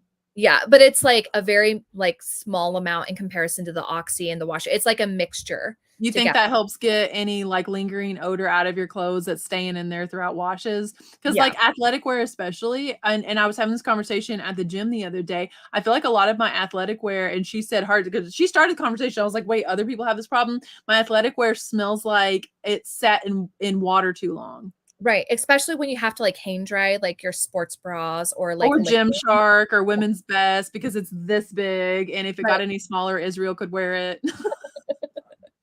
Or Lululemon for sure. Yeah.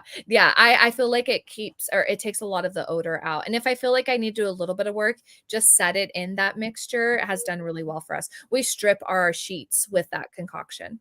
Okay, if you'll put that concoction over on your Instagram, guys, follow Ashley on Instagram at the second link, I think, in the description, and Promise us you'll put that on your story here in the next Yes. couple of days I so will we make can a note see of that because I will forget. Mom brain is real.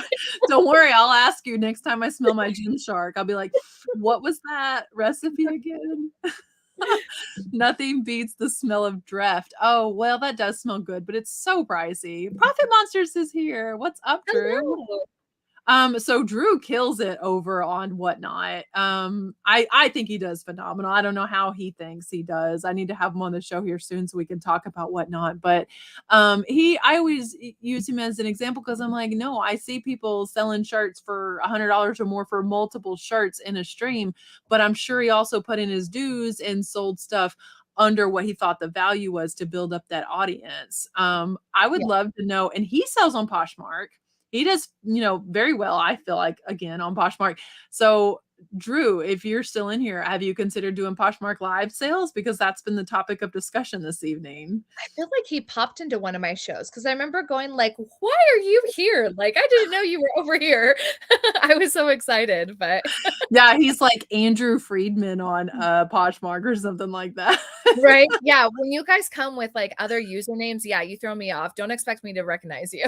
Well, that's so funny because I think it was Kim asking earlier, and it's funny because I just posted like a what not to do when setting up your whatnot type of thing, and I was talking about how people choose like the stupidest usernames basically, and then Kim asked what my username is, and I broke all my own rules, but two things, okay, because it's a Ms. Strickland, MRZ. Okay, so it's an awkward spelling and it's not my social media name, but that's for two reasons. So I don't want to be discoverable on Poshmark. And I don't like, I even have brown hair in my Poshmark photo. I don't want people to associate it with my YouTube. And I created it long before I had my YouTube. Like my eBay store is not Rachel Strickland either. It's not even it's my maiden name initials. So no one would ever find it vice versa. They're never going to stumble upon my eBay and be like, "Oh, this is that Rachel Strickland girl. I know she got this for $3." But if they're on YouTube, they could go to my Poshmark and to my Really? eBay. Yeah. But, like, do you put cards in that tell people, like, "Go check out my social medias"? 'Cause I don't believe it's a smooth move to send someone their $40 order and tell them to go watch your thrifting videos. I don't ever when I'm selling items, like I don't ever say, here are my socials, but I do have some people who are on my socials that will go over into my stores. And I feel like I've seen Hustle at Home Mom. She's talked about how a lot of her customer base, not a lot, but like a good portion of her customer base comes from her people that watch YouTube and like, oh, I love that item. Like I want to go buy it. And so they Mhm. want the link to be able to purchase the item. But I have thought the same thing you have, where I'm like, I don't want people to know I spent, like, that's why I don't actually disclose what I pay for items on my Yeah. videos, which people hate. But I'm like, I don't want people to go, well, I know you spent like $5 for this. I'm going to give you like a $15 offer on this item. Yeah, that's true. Yeah. Drew selling on Posh. Buy this shirt, y'all. It's blue, plaid, and unwrinkled. My Drew or Profit Monsters? I feel like Profit Monsters knows his shirts inside and out. He's really good at vintage t-shirts for sure. That's At awesome. least half the people I follow, I found you though. Oh, you found me on Poshmark. Yeah, I really need to show it some more love. And I can tell you the fact that most everyone here has hung around this show because you speak so eloquently about what you're talking about. You know this platform. I don't feel like there's a question I could throw at you that you would have to sit there and think about very long. I think that I mean, like I talked with Kat, the nurse flipper, quite a bit, and I really need to tell her that have you ever been on Kat show? I haven't been on Cat Show, but I've watched her shows You before. would just be such a great candidate for that because I feel like we've done nothing but hot seat you all night. We've thrown all questions at you, and you're just like such an expert. Yes, Melanie says she knows her stuff. Thank you Super. guys. I appreciate it. I just love to see that you know exactly what you're talking about. So yeah, maybe we'll see you in shows like that here soon. I do want to play a game though. Okay.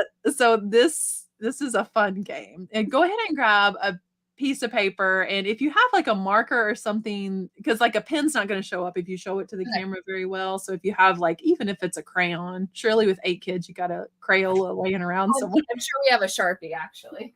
Yeah, a Sharpie would be good. Drew said, I'm so confused. Poshmark sounds intimidating. Yeah, there are some parts of it. They're bored.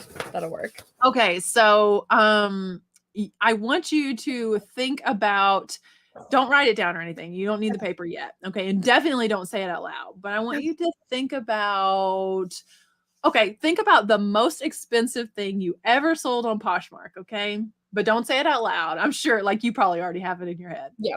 I know for me, I sold a Gucci belt for $300 on Poshmark. Oh, I got at the thrift store for $2. Ooh, I love that. That's imagine. And it sold to a guest buyer. They found it on Google. Oh, that's even better. I know, right? So anyway, so I want you to think about the most expensive thing you ever sold, and then what you're gonna do with the paper. Put the paper on top of your head. Okay. And draw a picture of that item. Draw the picture of the item on my head. Yes. Okay. You're going to show it to the chat. After you draw it, you're going to show it to the chat. And the first person to guess it wins. And they're going to win a $100 shopping spree in my store. Oh, that's fun. So draw really well, okay? I should tell you guys, go check out my Poshmark store, but it's the same stuff as eBay. So.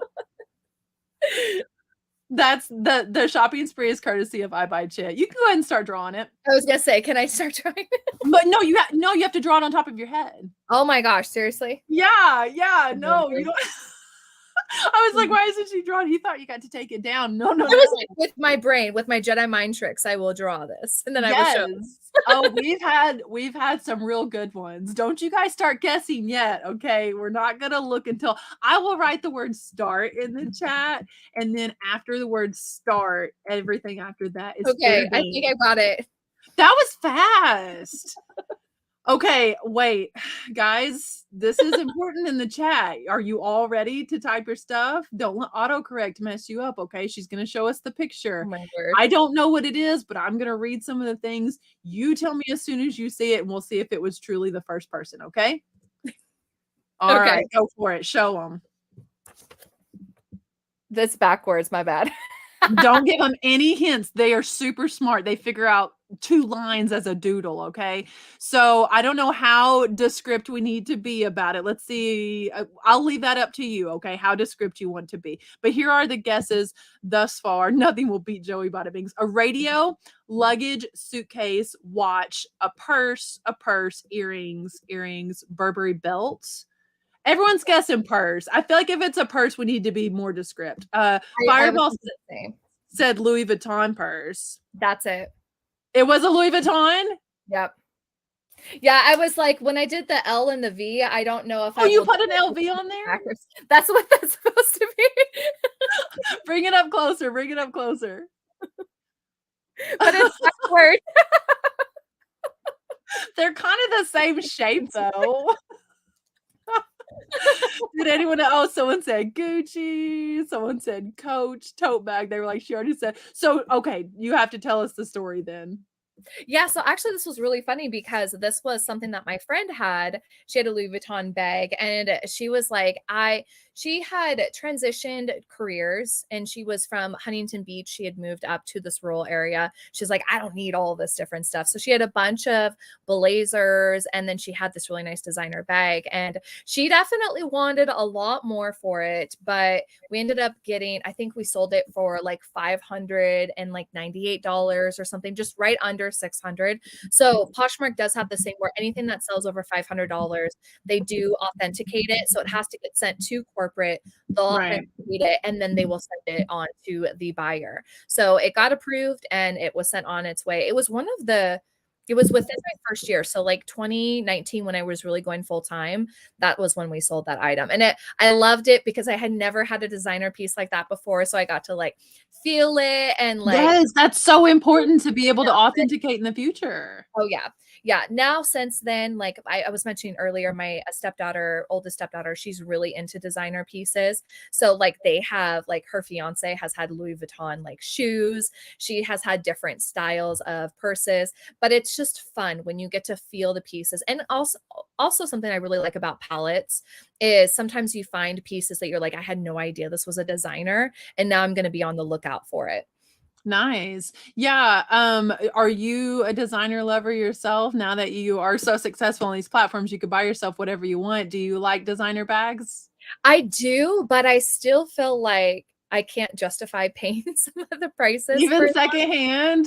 yeah, I do like to get secondhand. In fact, recently, and I was gonna make this as a reel. I was so again, just being the caveat of knowing designer, I was going through the outlet, Goodwill outlet, and I was pulling some stuff. I found a canvas Tory Burch bag.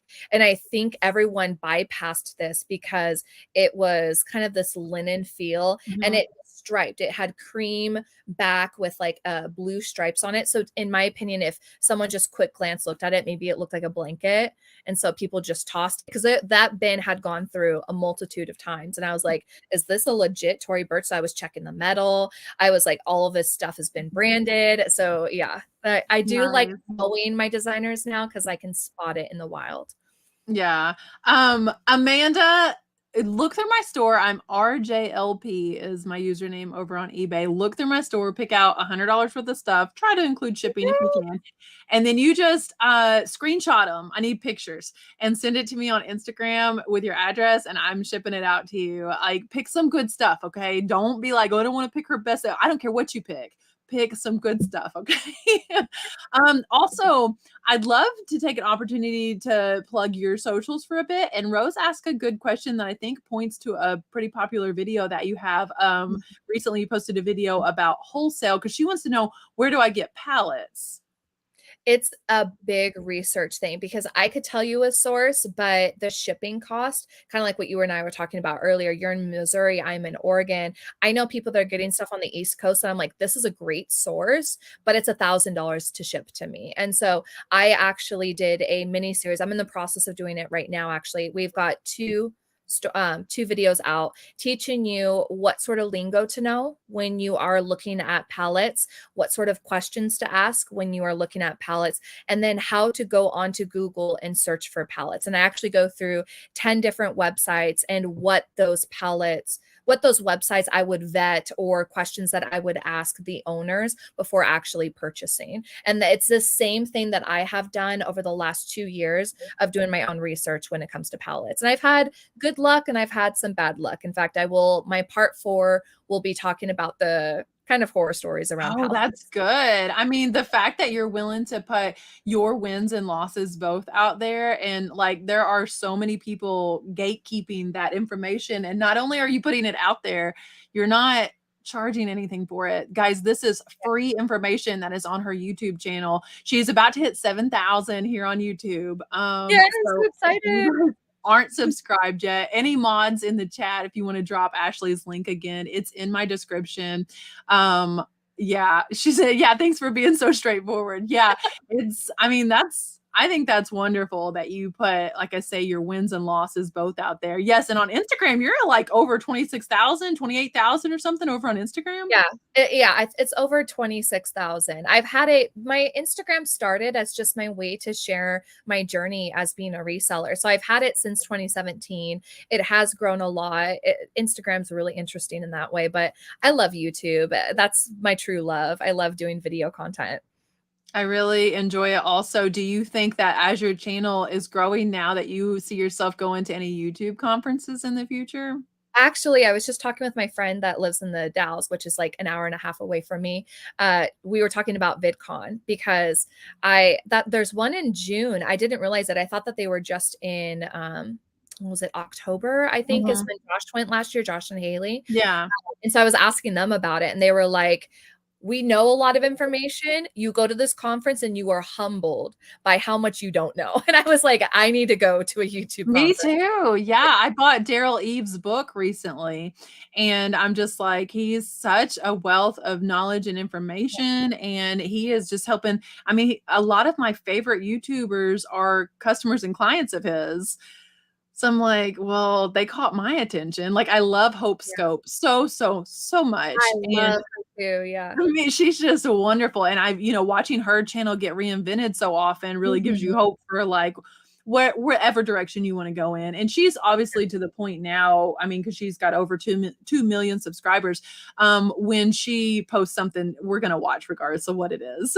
Because yeah, it's her and we've enjoyed her, and that's something that as my 3 younger kids have gotten older, they love watching different families on YouTube, and so now they wanna be more involved in our YouTube videos, That's which cool. I love that they have they have permission to say they wanna be involved. Whoops, sorry. Yes. But even more so, I like that it gives you guys an idea of what it looks like to juggle a family, a very busy family, while at the same time going to the thrift stores. So Yeah. like to be little helpers. In fact, my Mhm. my son that's 10 now, we went to one like annual sale that was like super cheap, and he was coming over like, "Is this a good item? Is this a good item?" And he was so adorable in That's the so video. And I sweet. just feel like it helps people see like how you can juggle being a reseller while being a busy mom. Yeah, how old is your youngest?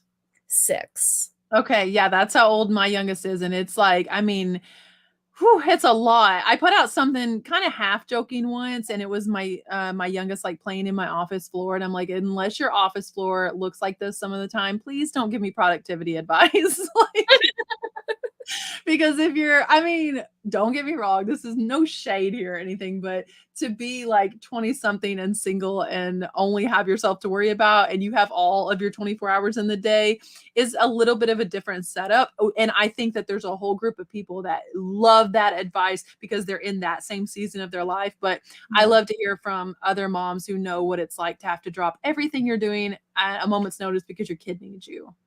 Well, and I think that's a big thing that I've not only talked with my friends that are resellers, but I also reiterate when I'm on Instagram or when I'm on YouTube is people are like, "Ashley, how do you do all the things?" And Yeah. I'm I don't. There are balls that fall. I try to juggle all the things, Oh, but some things fall. And I think that sometimes I can get even my friends and I can get into this comparison trap where we're like, well, this person is like succeeding on YouTube or this person's succeeding in their reselling business. And we're like, okay, but what is their family dynamic? How yeah. many kids do they have in the house? How young are the kids? I think newborns is a whole different ball game or any Mhm, under 2 comparison to even my 6 to 10-year-olds right now.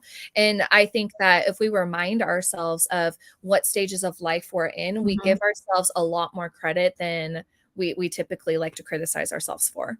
That's true. Yeah, yeah, that's interesting to consider that. Like, I think there's so many things that you have to consider when you go to compare your reselling journey to someone else's, because a lot of times people want to share like a 90-day total or anything, and that is doesn't tell the story. And we always tell people consider your hours, consider your cost of goods, consider where you live and what your average sales price is. I posted someone it a flea market flippers 90-day total on my Instagram, and people reached out and they're like, is this yours? No, I wish that was mine. It was 40,000. You asked me that, I think maybe too. Yeah, I Maybe. think so. Multiple people sent me DMs and they're like, is this your store? $40,000 90-day total with like 23 items. Yeah. Just Yeah. like, but what was the buy cost and and there's so many other things, but I mean that's phenomenal regardless. So unless your buy cost was 39 grand, that's still phenomenal. Right? Like, Well, that's crazy. that's something else that I'm going to emphasize in a YouTube video soon, but I'd love to kind of make that as a footnote here. So when we looked at our 90-day total on Poshmark, we were close to like $56,000 through like October to December. And at the same time, we began to ask ourselves the question, what was the cost during that time? And we spent so much time like waking up, doing live sales, shipping items, and doing it all over again. Meanwhile, at the end of November, the week of Thanksgiving, my mom found out she was diagnosed with breast cancer. And then fast forward the start of January when we started to ask ourselves these questions, my stepdad got diagnosed with skin cancer. And then my 6 year Wow. old was a few days later rushed to the hospital for appendicitis. And we started to say, is the amount of money we're making with this much output worth everything that's happening in our family when we can't devote the attention and time that it needs for that. And so for our season specifically, we're like, we need to take a step back. Can we continue to make this money in the next 90 days? Absolutely. But does it make sense for our family right now? No, it does not. And we are okay with not making as much as we did in the last 90 days to spend more time with our family this year than, like we don't have to get into this hustle hard all the time. Yes, I was just about to say, I love that you're speaking against that hustle all day, every day mentality. Yeah, because it was an eye-opener for us. We were like, I love chasing money. Like I said, right before this job, I was in the investment world. I love money. I love making money multiply. It's so much fun. But the time is everything when it comes to your family. And like you said, you've got a son that's a junior this year. Like that slips by so fast. I know, don't remind me. I was so thankful that my oldest stepdaughter was graduating high school and our kids were 2 and a newborn, because I realized I needed to treasure that time so well. So I love reselling because it can be flexible within our world and we can make the money we want to, but don't chase it so much that you sacrifice your family. The one thing that you probably started this whole thing for. Yes, you're so right, because you started it to have more time with your kids. And like my son told me today, he said, Mom, can you and Dad take off work for the summer? And I was like, for how long in the summer? And he was like, no, the whole time we're out of school. And he told me that he thinks I work too much. And I'm like, no, he's probably right. Like I have to get a better control and a better handle over like how I'm allocating my time. And that's why I reached out to you the other day, because you spoke on your Instagram about how you are getting better at setting boundaries. And I'm like, I need to be better at setting boundaries because I work 25 hours a day. And like Christy, Mom's Closet Texas, just commented, that's her motto in life. And she's just such a great example, because she knows when to go on and say, I'm stepping back from all this because I have this, and this going on in my life right now. And your life is so important. Like, what's your advice for me who needs a better control over setting boundaries? I think listening to those little messages that you have in your world, they look different. So for example, there was one time I was doing a live sale and my 6-year-old is sitting in the corner and she's doodling something. And then she folds it up and she like slips it off and she walks off. And after the live was over, I looked at it and it was her holding my hand, walking up our stairs and leaving Dad downstairs to finish the live sale. And I was like, she's telling me I'm spending too much time working. And it was her own little way of saying, I want more time with you. It wasn't direct, but it was that moment where I was like, I'm spending way too much time chasing money when all she wants is me. And so like, I will say right now is they've coined Thursdays being Theater Thursday. So I'm spending the time with you guys today, but I did tell them we will do Friday as our Thursday, Theater Friday.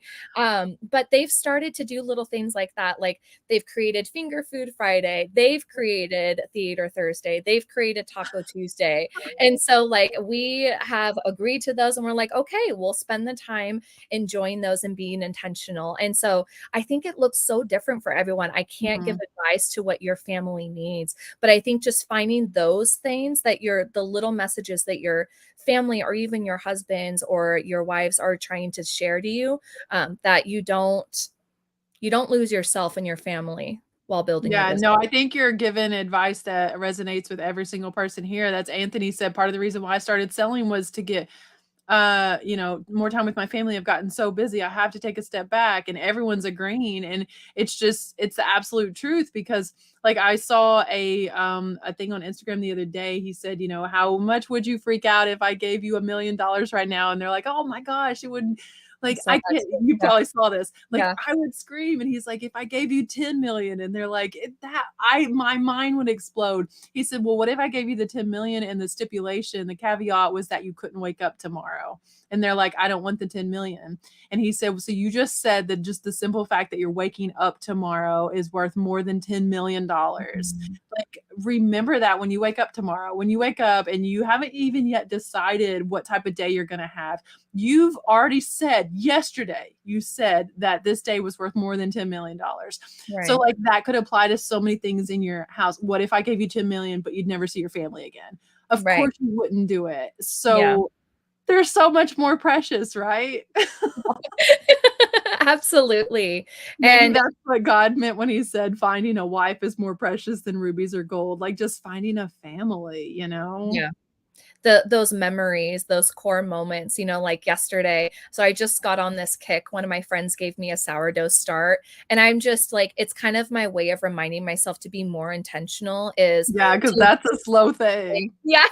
And so one of the things that I'm learning is you can when you want to grow your sourdough, you have to discard some of it. And I was like, well, that feels so wasteful, but you can create like flatbreads and pizzas. And one of them was cookies. And so I made cookies, chocolate chip cookies yesterday, actually. And my 8-year-old, who's like the jokester in the family, like he's the middle child, he wants to be loud and proud and a jokester.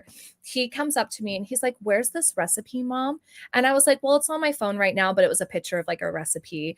And he was like, well, when I get older someday, can I have this recipe so I can make it and think of you and Dad? And I was like, what you're saying is we literally just made a core memory for you because this is how good those chocolate chip cookies were. So I was like, oh my gosh, like just taking that Wow. intentional time. He's like, we need to do this again. And this is going to be something that I want as a tradition longer in the house. So that's the thing that I constantly see is when I hear my children or even my husband talking to me, I'm listening to the true message that they're trying to share to me. Mhm.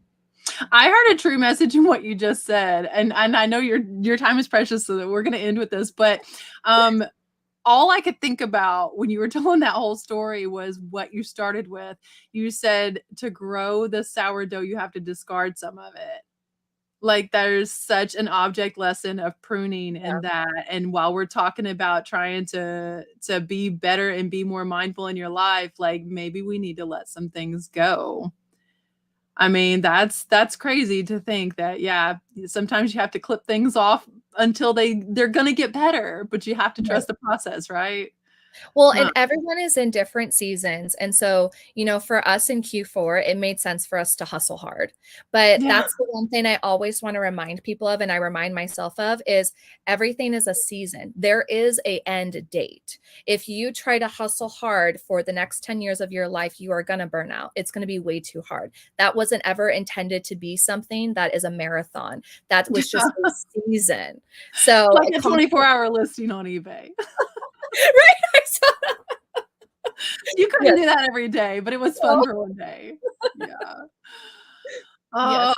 Well, Bama's just in time to hear us say goodnight. Hello, Bama. I know you're probably on your break at work, so work hard and be safe tonight.